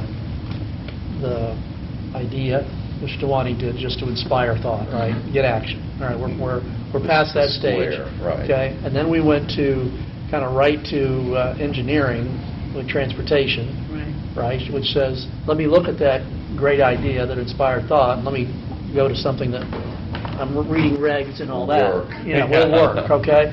Now, are there multiple ways to adopt that relative to different? You know, probably. You know, and we can list our concerns with that and challenge our transportation department to think a little bit more pedestrian oriented. But you know, their box has some pretty hard constraints around it. That's the Georgia DOT, right? So we may be able to go back from there. But my suggestion in going to a Lou versus saying even, okay, here's the DOT plan from Roswell DOT, go to work, is to say, let's have a series of guidelines, requirements, constraints, whatever you want to call it, that comes out of, you know, our 4 buckets, right? And that way, we've done some due diligence. We've essentially programmed. You know, and that's, anytime a developer starts, I start with a program. I says, here's what I'm trying to accomplish, and, you know, it's based on, you know, what's the market, what are the rates, I mean, the economics of what's going to happen. Here we have a little bit more relative to the public realm that's not purely economics. And we say to a designer, all right, here are the requirements we want you to weave into a plan. All right? And there's still going to be latitude in there that says how much is public, how much is private. Hey, get a little creative on some of these areas and such. And we want that creativity. We don't want it to be so constrained that all he's doing is essentially drawing what we told him. I think that would be short selling ourselves. But I mean, at the same time, I think this due diligence we're doing up front over the next 30 or 60 days is good information to provide to a designer that says, here are real stakeholder concerns or ideas or whatever. And so that becomes the guidelines to what we want to design to. So that's my 2 cents on, you know, let's keep the order right. That is input, guidance, program design, client requirements, right? In this case, we're the client as a DDA and for the public, and we go from there. So, and then the other part was, okay, let's now get into the meat of the proposal. All right, how are we going to go through the steps? You know, Lou may have one number and say, and my experience with Lou on some private side has been, okay, give me all your ideas, and I'll come back with a plan, and then my fee's done. And if you want to do it a second time, we got another fee, you know. And so that's a little of the, you know, can we stage our way through the program and match it up to the fee? And they said it's on an hourly basis, and you know, I've talked to Alex a bit about, you know, after our conversations about the fee, and you know, he said we're going to do whatever it takes to get it done. I mean, there's going to be a lot of additional contribution in the plan if we went with them. But yeah, I mean, you know, couldn't you set them up on X? You know, hey, we aren't going to go past this dollar amount on this stage. You know, before you go farther than this, don't spend more than this amount of money. Right. Yeah, and that's what I'm saying. I haven't seen the proposal, but if you move from, you know, from concept, there could probably be 3 levels of detail. You know, and you just don't go past that level of detail. For instance, we wouldn't want to go past some concept before we ran it by some of our city engineering folks, before our property owner, retail guys had a view of it and said, you know, that's looking like you're heading down the road. Right. Clearly wouldn't want to have a beautiful watercolor rendering done. Absolutely. Before we, you know, we're just not dealing with, you know, the kind of thing transportation put together, which is some boxes and square footages and basic programming. So I think to the extent that you can you can lay out that programming so the money we're spending is progressive and it has a stopping point, a checkpoint before you move on, helps to make sure that we're not going down a road and spending hours on something that we don't buy into, had gone too far out ahead of us. And I haven't seen the proposal as to how it's written, but I send that to a couple of folks. I will send you a copy and send everybody, you So- can look at it, feed it back. There's a copy of it on the Dropbox. I think I did have, that's one, I believe it's on there. I did have him change some stuff where he said that he could charge for doing those sketches. I'm like, no, you can't. You can't do the sketches. does he have his hourly rate in there? Yes. 200 an There's hour. a schedule of, depending on which level, Oh, okay. helper, whatever. And I, I think it's going to be a lot of principal time. There's a lot of, that we were talking about, but it's just, it's not, it's the high-level design. It's not the, here go, do parking places, lay it, that kind of stuff. Exactly. So it would most likely be principal time. So But $200 again, you know what? A lot of $200 the an hour, time it's here- 150 hours, right? If I do my math Yeah, right. yeah. That's a pretty good amount, decent amount of time. It sounds like a lot to be able to go through that. Yeah, that's 4 weeks solid of Lou. Yeah. Every hour of his working day, I don't think we're getting that. So when you actually break it down by hour and you'll find that Pretty reasonable. I don't think they're spending every bit of $200 times 150 hours. Well, as long as they do it like most law firms, where, there's 4 principals sitting around the same table, and that clock is running real fast. Yeah, that's right. So I think some understanding in terms of, Well, I'm sure that will happen at some point, and that, because, well, we want some of that to happen because I think Alex brings a different talent to the table. yeah, but that's what I'm saying. When you get your proposal, Charles does a great job with this, and I get proposals from her engineering. It's very detailed in terms of what you get at each stage of the game. Charles does a great job with that, and it's never a surprise, and we should be able to ask that of Lou, too. The outcome of this is, if we do seek other proposals, I want to make it a really fair process and not be shopping Lou's proposal, because no good deed goes unpunished sometimes. And so I'm fine if we want to work with Lou and negotiate something, as long as there is kind of the acknowledgement that we're getting a little bit more Yeah. than we I'd like you to be open as to what is included, so just like that, we can break it down. And I think that we're talking about this is going to go on. We're into this is at least a year, 2-year process to go through all this. Now, certain parts of it can start accelerating quicker. But once the transportation engineers get involved, you're going to really be talking about some dollars then. Well, there's that, and then, when you come back to the public charrette, that would be a whole nother scope outside of what I've asked again. They just took what I had originally asked them, give me something so I can start working with, and then they took it deeper on this. But it's not to involve public charrettes and things like that. In the letter that he sent to you, he put billable rates down for 4 or 5 different levels of Yeah. employees, so that we should expect that anyway. And maybe because we don't have clearly defined deliverables, we have feelings about what we're interested in, maybe what we should do is we should try to break it down and say, we want you to get to this stage with an amount not to exceed X number of dollars total, and then get together and have a confab here internally and say, is it on track, rather than say, have at it, you got a $30,000 budget, burn it up, and let's hope you get there, because then we may come back and say, oh, actually, you took a left turn over here, and if you just come back with a little bit of dialogue, we might not, we might get a better result. Absolutely. We've got to do it at each step of the way, and I think he's got in there, It was kind of hard to even talk to anybody else, because we don't have the exact description of what, well, I can have a very, very loose conversation, but I'm not going to get a bid out of it you certainly know? not going to be comparable today. I mean, you don't have any, it's not apples to No. apples. So what would we be reaching out for? A very loose response to Yeah, gauge I what? mean- Here are my rates. Let's start and I'll bill you. Yeah, yeah. Do you have time in your schedule, you know? Yeah, what are your rates? I mean, that's, yeah. Well, and the reality of it is, you either go RFQ, RFP, and we don't have enough definition for RFP. So if you go RFQ, all you're looking at is ability and track record and rate.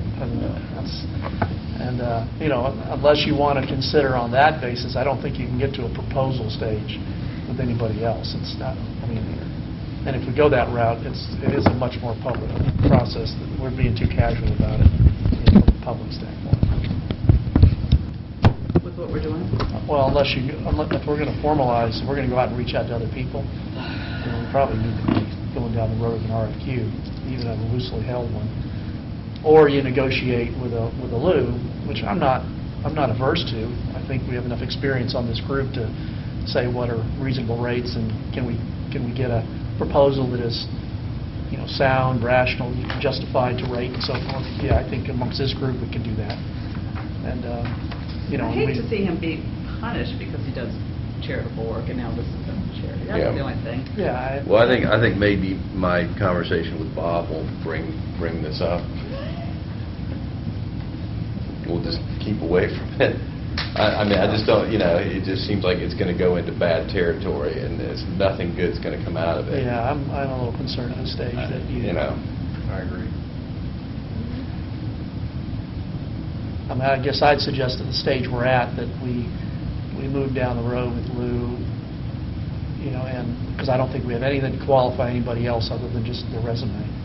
And at this point, I'm pretty confident that we could negotiate an agreement with them based on reasonable rates, qualified scope of work, and that would be above reproach relative to how dollars are spent, how. There's nothing we're going to do with him either over the next 45 days anyway. Right. So. The only thing we would need is to ask council Oh, to for ask council the money. for the money. That's the only reason that I Okay. brought up today. We do need money. Well, wait a minute. Just send us money and we'll let you know what we're going to do later on.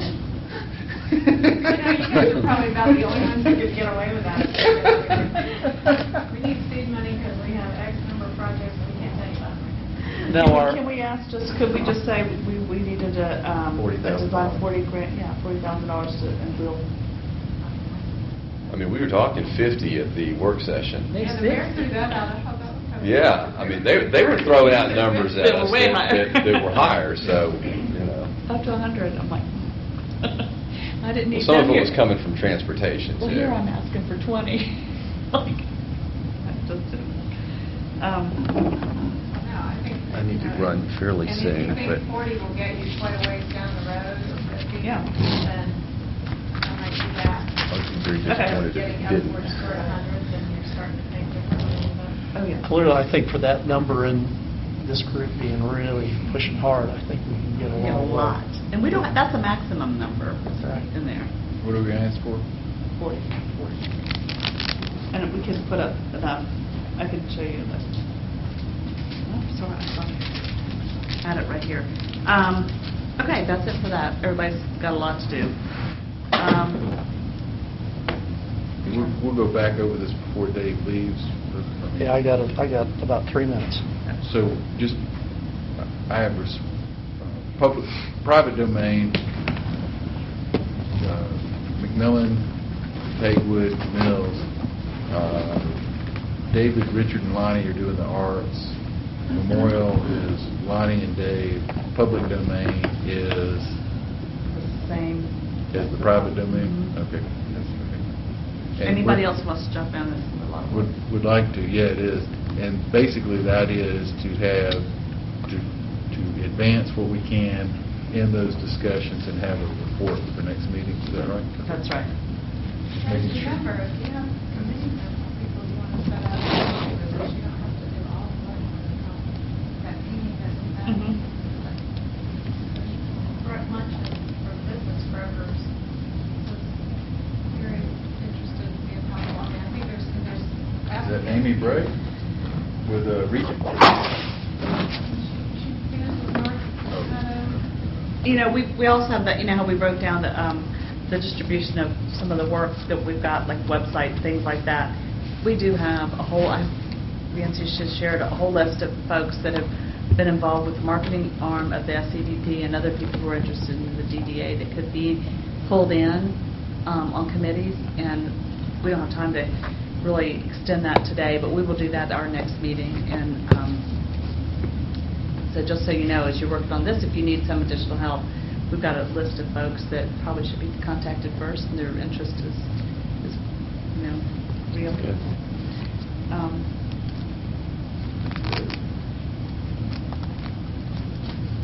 Can you just address so I think that's it at this point for the Catalyst project. There's nothing that's happened on the website. We just, walk with Keith and talk about different stuff coming up, the possible retailers. Keith, on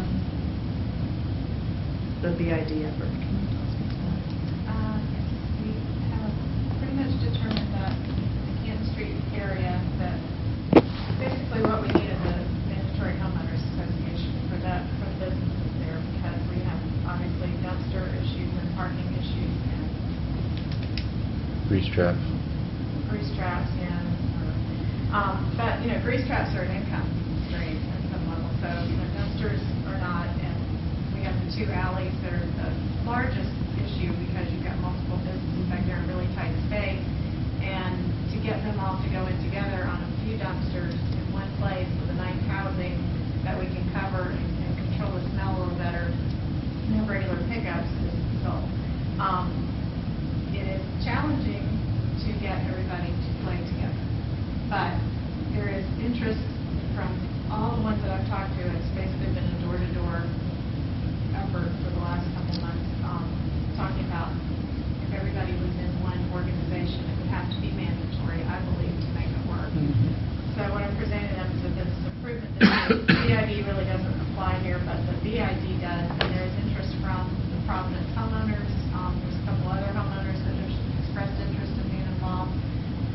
The threshold, and you guys probably know all the BID stuff, but the threshold of approval is 51%. What we're going through, I'm having it back and forth with legal about the ways that money can be used. It says for activities that the city doesn't provide citywide, that are not publicly provided citywide. I believe that parking falls in there. The mayor believes that. Legal is kind of split on it. So we will either come to a resolution with that, which was on our plate today, we just got to it, or this was Friday afternoon or Thursday afternoon, or we'll go to the state. Sam Mullins said he would give us opinions on certain things, and that would be an area that we can check into. But as we go forward, and Stephanie and I haven't even had a chance to update on all that, but so I'm serious all at one time. But as we go forward, I think there is interest in doing that. It is going to have to be a case-by-case, a door-to-door effort. The kicker is we were hoping to do it like you provide parking, so you pay less. You need parking, so you pay more. You provide dumpsters, so you pay less. You sell your grease, so that goes into the pot. But you have to do a straight millage rate. Legal is also checking into what kind of rebates we might offer those who provide parking. Or provide Pay for their services. Yeah. Some kind of contract. The goal would be, in a perfect world, I can envision the Canton Street area having hanging baskets and one landscape crew and some valet and some self-park, but it's all paid by the property owners up at the bottom, so it's not customer paid. The dumpsters are all communal. I'd love to see, if we get enough participation, we could even go to compactor or something, from what I understand. So that's the goal, but it sounds kind of simple when you say it like that. Everybody's not just jumping in. Sounds good. Make it happen. They will all look at you, to a person, the one thing they all have in common, we are all about paying our fair share. That's the difference. what is my fair share? Now, I hate those words. The property owner, the Hate key, those the words. key good news, and it is, I think, going to be for what you're trying to do, is the property owners get it. I mean, they understand that they're only as marketable as what they can get the rents for, and it'll come back. And the ones that I've talked to, I may have talked to enough that are ready to go, so I have the majority right now, I don't know that, but I really want it to be a presentation to the Merchants Association, to the property owners.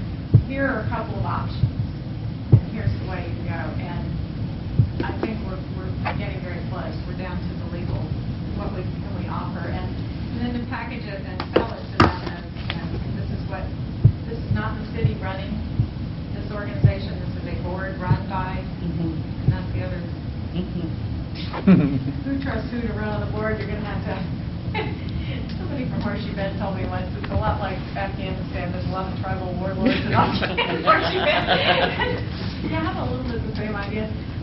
But, you know, you can get buy-in enough, and it's at the property owner level, so it's not even a discussion among the restaurants and shops. And you take that out of the conversation. So we're hoping to have that presentation ready to offer them, which is going to take another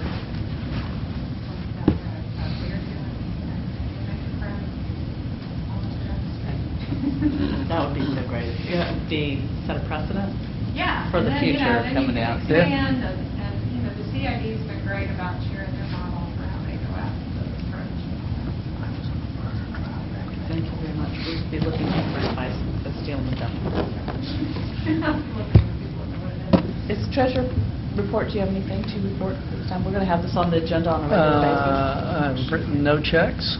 I've gotten no invoices. So, Life is Secretary's report? good. Do you have anything I've written to 2 report? checks since we've been. Which is all of our money, so. Yeah, we still got about, I think we got $3,300 left in the account. Really? Oh, wow. Yeah. So you still have the city. No. Well, that's what that agreement we That's just what that talked about was. contract's about. That contract's just our regular money. Oh. So this is separate from the 50 grand? Oh, yeah. Oh. That's just, we just have to have that in place. That's why it's so vague. It was just, this is our annual. Help us get Okay, it. I got to sneak out of here, folks. Thank you. Thanks. You too. I need to run too. I'm not, You still got a form. okay, I'm good. I don't have anything else to vote on except for to close the meeting, I think. Thanks, guys. I appreciate it. Good to see you. We got enough to close, right? You need 4. Just let me know. Yeah, we got Forum, Okay. I'll do it. tomorrow. Today, Steve was going somewhere after. Steve's suggested. Oh, yeah, yeah, that'd be fine.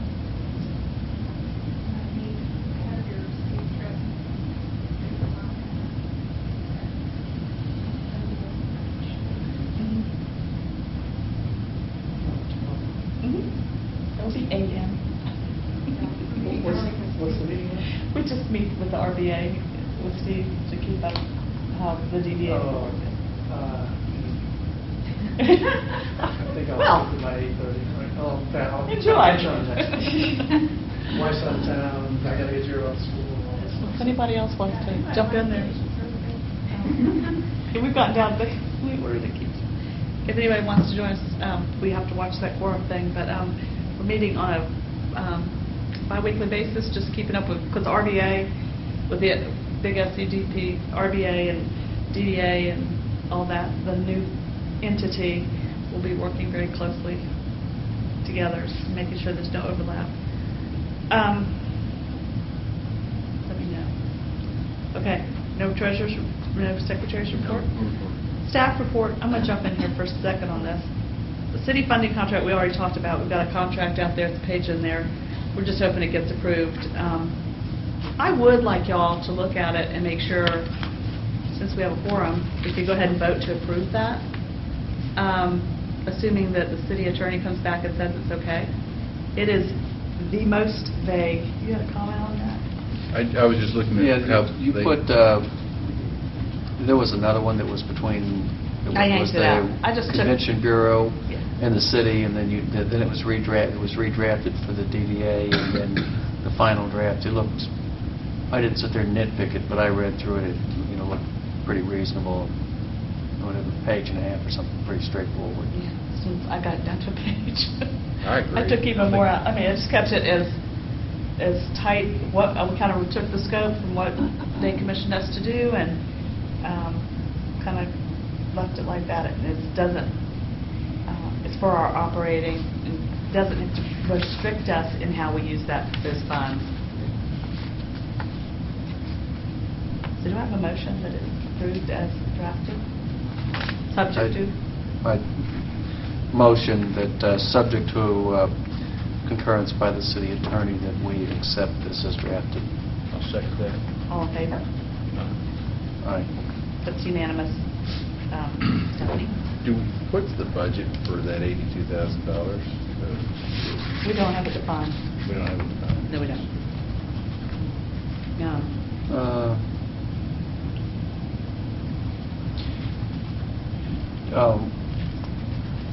To that point, if this is an intergovernmental resolution or agreement, then if we omitted this fiscal year, can we make it so that it's blanket and then subject to action by the city council for the amount per fiscal year? So we don't have to go and do this again each year? Annual Or renewal shall not require a vote by council and may be authorized by the city administrator unless there's a change in the terms of the agreement contained herein. So I'd look at that in But item the 3. terms of the agreement could be in the amount of the funding, so just looking at trying to make it so that it just makes it so that there's one less administrative task to do. I don't know that council has set that to be an annual thing, maybe a different number. Or, and that's another reason to remove the actual number from it. You know. But they to- needed the actual number to get it To remit to approved, the right? DD. That's what I thought. I thought But this was- could we just say to remit to the DDA the lump sum amount to be determined at the discretion of the council on a fiscal basis or It's something already in like the budget for that amount, the 82,000. Yeah, that was in the approved budget from June. You know, this isn't too much trouble to, Well, and I hope, you know, we may, I mean, if there are, I think what you're thinking of, Richard, is an MOU that carries on, is our ongoing, and I think basically what we look at an MOU is a request for money. yeah. So it kind of follows that trail. What you're doing reminds me of how we do task orders, but it sounds to me like they want a little bit more specificity. I mean, and if we want to set up an annual, you know, after this year, because this money was kind of set aside for certain things, after this year, if you want to say, like, X number. Of operating Look dollars. at that and make that ongoing in budget. That's why I kept it set, because, you know, at some point, we might need, you know, do we need to hire an intern, do we, whatever. I mean, do we have, we don't have, at this point, we don't have a marketing budget, we don't have, you know, what a website would cost, some ongoing things that we would go to and say, we need operating X. Well, then we could just conclude the conversation and we've already approved the MOU. So I'll withdraw those further comments. Okay? Okay. I think we did. I understood we did, and then we talked a little bit more about it. So we, Stephanie, So did we're you good. vote on this already? Yes, you did. Okay. thank you. Got it. I knew that she'd catch that. I mean, I think they really, it's auditing, you know, you have to document where that money's going and have some mechanism for getting it out. I'm just going through your list. Is that okay? Pardon? I'm just going through your list, your All list. right. The tax ID number is underway.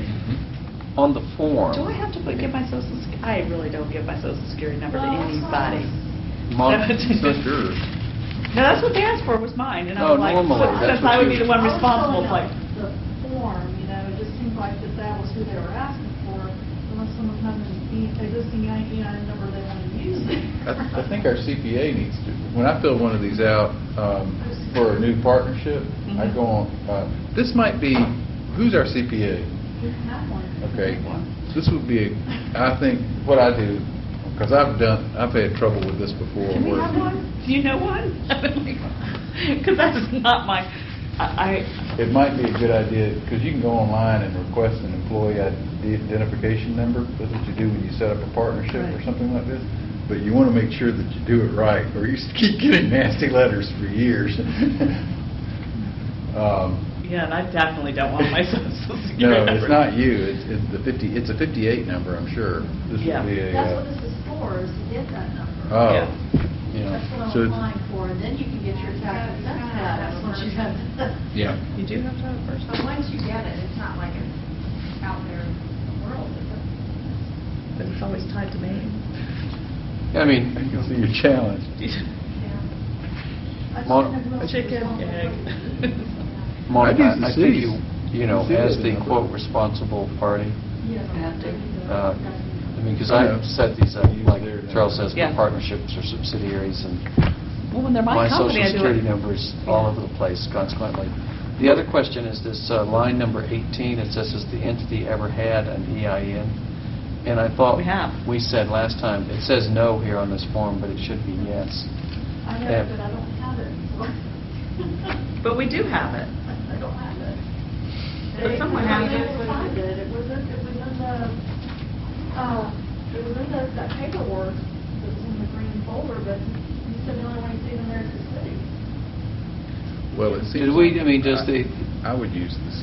does the city in the annual audit or something have some papers correspond, like an IRS Yes. tax correspondence file? That's what we need. That says, this tax ID number for the RDDA was inactivated for not filing a, tax return for 7 years or whatever, and so it's been, That piece of paper is from the bank, it's to keep your account active.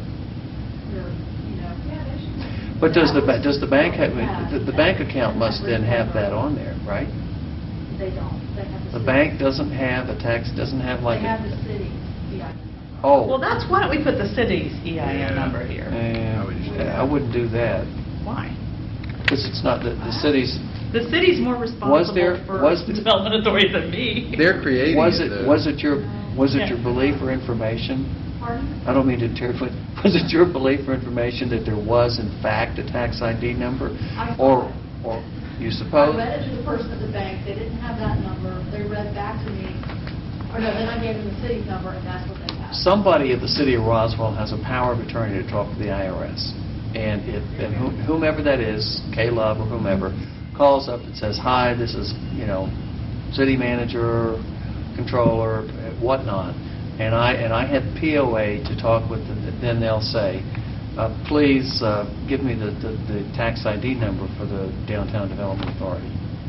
They can dig through that, I couldn't say you would have that. but if we say no, and in fact there is one, it's just going to send them off in some kind of spin about, The person who had it gave it to me, I gave it to Dave. But he's saying you go straight to the IRS. go to the IRS and Find talk it. to the IRS. Can we not do that? You're saying that somebody has this number and can talk to the No, IRS with no. this number. Someone for the city of Roswell who is Has the legally authority. Has the authority entitled to ask, to not to have the discuss number, has the tax authority to matters with ask. the IRS Tax of, matters for the city, not for the... well, then they just kind of bluster their way through that and say, this is the city of Roswell, and this was a subsidiary of the city of Roswell. They should be able to talk their way through that.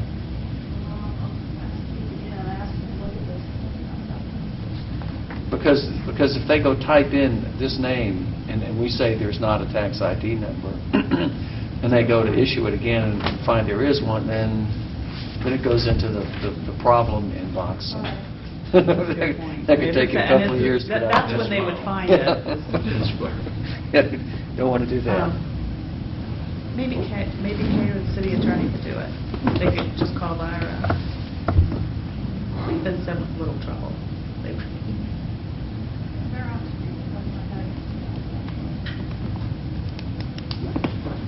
This is different though, Stephanie. I mean, instead of trying to find that piece of paper, this is... No, I've been trying to get somebody to look at this one.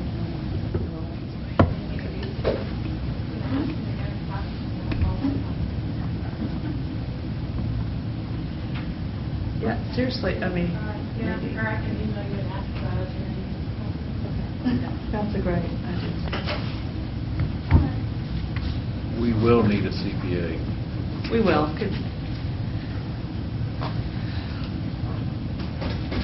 Do you have one that you would recommend?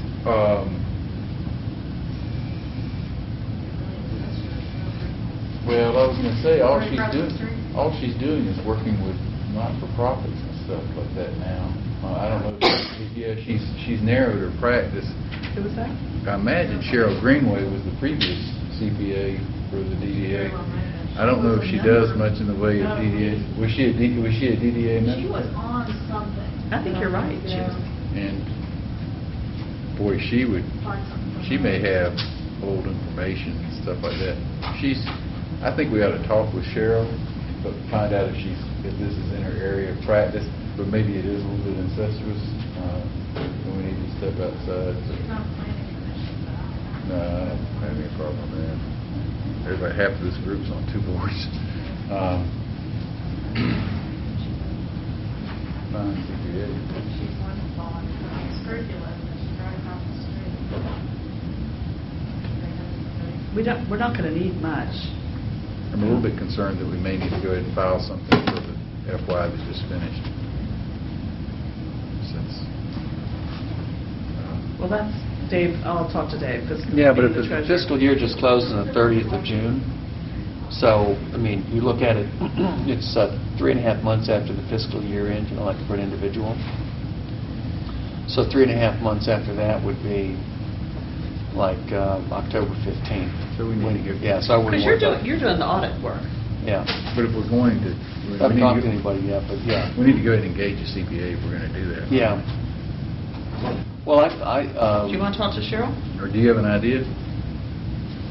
I thought I would call the city and why not just use the same audit firm the city uses? That's a great What are you idea. talking about? We're part I of the mean, city's audit. We are. Yeah, you're part of the city's audit, part of the single audit. So their CPA is going to be doing So the audit. the city's audit scope will include auditing the DDA? Excellent. Okay. And is that, and the city will pay for that as part of its normal Part audit? of it, that they will just. And Like they do for the CPA. will there be a separate report issued for the DDA? Or is it just a city report that references the DDA? It's, switching up, and then or something like that. It's, Huh?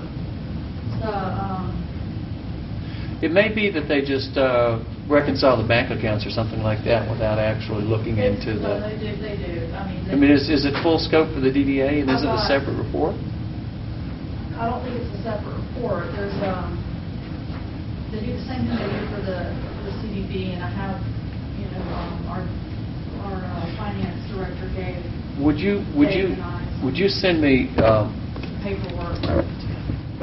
a note about that with his phone number, and what I can do is I can call.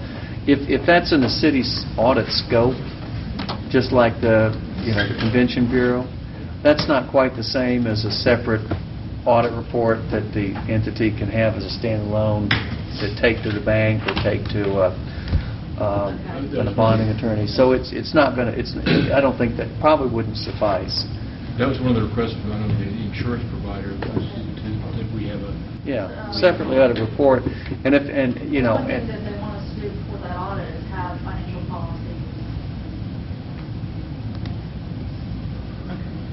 They talk to, we had a meeting, Dave and I had a meeting with our finance director and the person under him who does this. So they gave us all the information we needed to try to set up those policies. Well, the first thing, before I come back to that, the first thing is that we'll have to have a separate audit report for this tax ID number for bonding purposes or financing or legal purposes. So we have to do that. It's a separate scope. And they wouldn't want to rely just on a paragraph in the city's audit report. Then in terms of financial policies and stuff like that, the auditors should have enough sense and judgment so that they come in and they say, oh, okay, so here's a DDA that's been inactive for 6 years and up until about 6 months ago we had $29.35 in the bank account. So it's really there was almost no activity for the fiscal year ending 30 June 2012, and then they may, what they'll do is they'll give us an audit scope letter and say, we'll check your bank accounts, we'll check your accounts payable, we'll check your legal records, blah, blah, blah, blah, blah, blah, blah, like that. And then they'll go through and they'll look at the bank account and say, oh, there's $29.35 in there. And they'll tick all their boxes, check the bank reconciliations, and then they're going to come back and they'll say, now, here's a letter to the board of directors, to the directors of the Roswell Downtown Development Authority, and they'll say, we do understand, blah, blah, blah, that's been inactive for 5 years, blah, blah, blah, but we recommend, as according to the Georgia law for the, GMA, et cetera, that you have an accounts payable policy, that you have an election of directors policy, and, they'll give us a list of things like that. And then, because we can't at this point, because the audit scope is through the 30th of June, if we go and whip up an accounts payable procedure that we have now, that's, It only affects next year. this is only going forward. Right, so I'm talking about the audit next year. Yeah. Well, but we need to have an audit for this fiscal year. This, 13. And so then if we go ahead and get that engagement letter and get them to come run in here, the scope is should be the scope and the actual work required for this last fiscal year should really be negligible. You're talking about for the past fiscal year. Yeah, to get everything trued up through 30 June 2012. Then they'll come back and they'll say, we don't see any, there aren't any, you don't have any controls because you don't have any, there's nothing here. And so these are the main things. You need to have an employment practices policy or something like that. And then we can go about bootlegging those from the city or from the Georgia Municipal Association or wherever we can find them. We can take that up. That's not super urgent. No. I hate to be rude, but I've got to get out of here. Yeah. And so hopefully, I think you're right, it'll come back next year, and sometime during this year, we can put those in place. That's something that Yeah. we mentioned that we are going to do bond money. Right. Because we don't have a track record. Right. We can put that in place. Stephanie, and the other thing, I'm just go ahead and real quick, we're looking at badges. We're looking at, this will be done by Stephanie found they're going to be very reasonable, going to order those, and she's got improvements where we'll have a phone. It's more stuff in our office. And we do have kind of okay from Dan McCray that we can have work sessions in there as long as the public can get to them. So that's really good. Does anybody have any other business?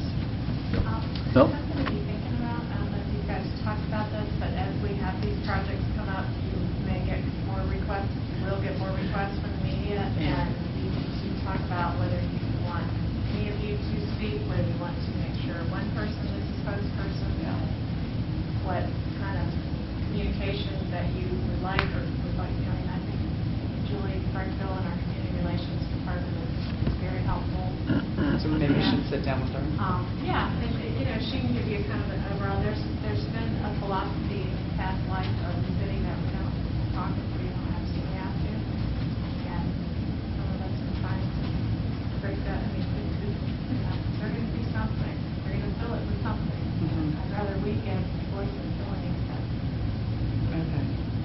Yep. And we have standard line is I blame Oprah because when she left, there's now 3 hours in the day that Channel 2 has to fill. They have a local reporter, and his whole job is to find not nice stories in North Fulton County. And that's just what they do. Interesting. And if there is, it doesn't matter how beautiful, and I won't go into the whole long thing, but you have to brace yourself because it doesn't matter how great the project is and how worthwhile it is. If they can find some Yahoo stand in their driveway that'll say, I think it's terrible, that's what they'll leave the news with. Oh, lovely. Jiminy Cricket. But it is something to think about. And Julie's good about, if there's, like, we have an issue on, should we reduce our millage rate? We had a chance to reduce it by $500,000 one year, and the mayor was interested in doing that. We try not to go out and fight each other in the public arena, but some of the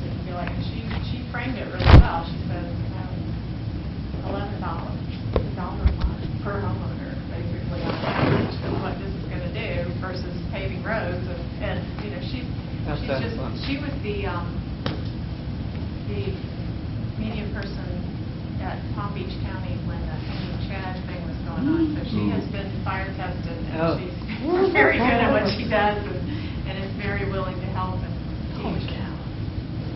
Even if you just want to say, that I've got a call from somebody, I'm not sure what they want. So she's who we should talk, A lot any of us times should. they will call her first, and so she'll get a read on what it is they're trying to get. Okay. For the sake of conversation, if anybody calls me, I'm going to have to talk to the chairman. Or we can do Brackville, I think, but if Yeah, it's something that no, I comes. think it's helpful to have one of you, And or at then you least go to a Brackville, couple of how about that? You got it, because I mean, Because I just think we got to go to one person. No, And it's nice if you can also kind of email when you've had those conversations so that. Absolutely. Because we don't always see the news, and it's helpful to us to know when somebody. but we else- watched, what you saw, we watched that. Thank you. Well, and I'm thrilled that Channel 11 is in it. They are more interested in doing the positive stuff, the stuff that really Yeah. impacts you, and that's huge. I mean, I told her, once I got back to her, I was like, anything you need, here's my cell number, we will make it easy for you. Doesn't have to be me, but somebody. Okay. Nancy, years ago, he's now retired, but my cousin's husband was the transportation editor of the New York Post. Whenever there was a major airline crash, let's say a Boeing 707 went down from American Airlines, he'd be on a flight immediately to Seattle to talk, and he'd call in advance and say, and he'd go in to talk to the Boeing officials, and he'd say, just know that, but he said, I'm from the Washington Post, and I'd like to report as factually as I can the information that you have about this terrible crash. I know you didn't purposely, but there's two things. If you'll cooperate with me, I'll do my very best to report the facts as you give them to me. If you completely ignore me, then I'll have to go to third-party sources to try to get some snippets of information, and it may not be completely true. So we help. It's a general statement that they'd say, yeah, you're right. I better just tell you what we know. And there's no reason not to. I No. mean, there's nothing we do that isn't right out there, and happy to do it. So it's not that we're hiding anything, but it's real easy. And a lot of times they'll call you late. Yeah. It's like, oh, I'm on a deadline, and then and sometimes it's intentional and sometimes it's not. But it's easy for them when they don't want to really hear something that mitigates a good story to say, well, we tried to reach them, but they weren't, they wouldn't return our calls, or it doesn't matter if we called you 15 minutes ago. Right. Most of them are very, very. I thought Labor Day afternoon was an odd time. Yeah, but it's a slow news day, so that's when they're looking to fill stuff. But I was thrilled. It was great. She did a great job. Thank you. I read a couple of facts. That was great. Yeah, well, she showed people there's 400 parking places at City Hall. I thought that was more news than Yeah. most people know. Yeah, I like that spin on it. Yeah. I saw that That was we're not using amazing. bond money to do this, and we do have some idea where we get the money. Yeah. Other than that, we're oversensitive. That, haven't decided where we get the money. Do I have a motion to close the I move meeting? we adjourn. Yes. Second. All in favor? Aye. I Thank you guys so much. We've got a busy month. Get a lot done. Stephanie, thank you very much. Appreciate it. Thank you for the map, Stephanie. Thank you.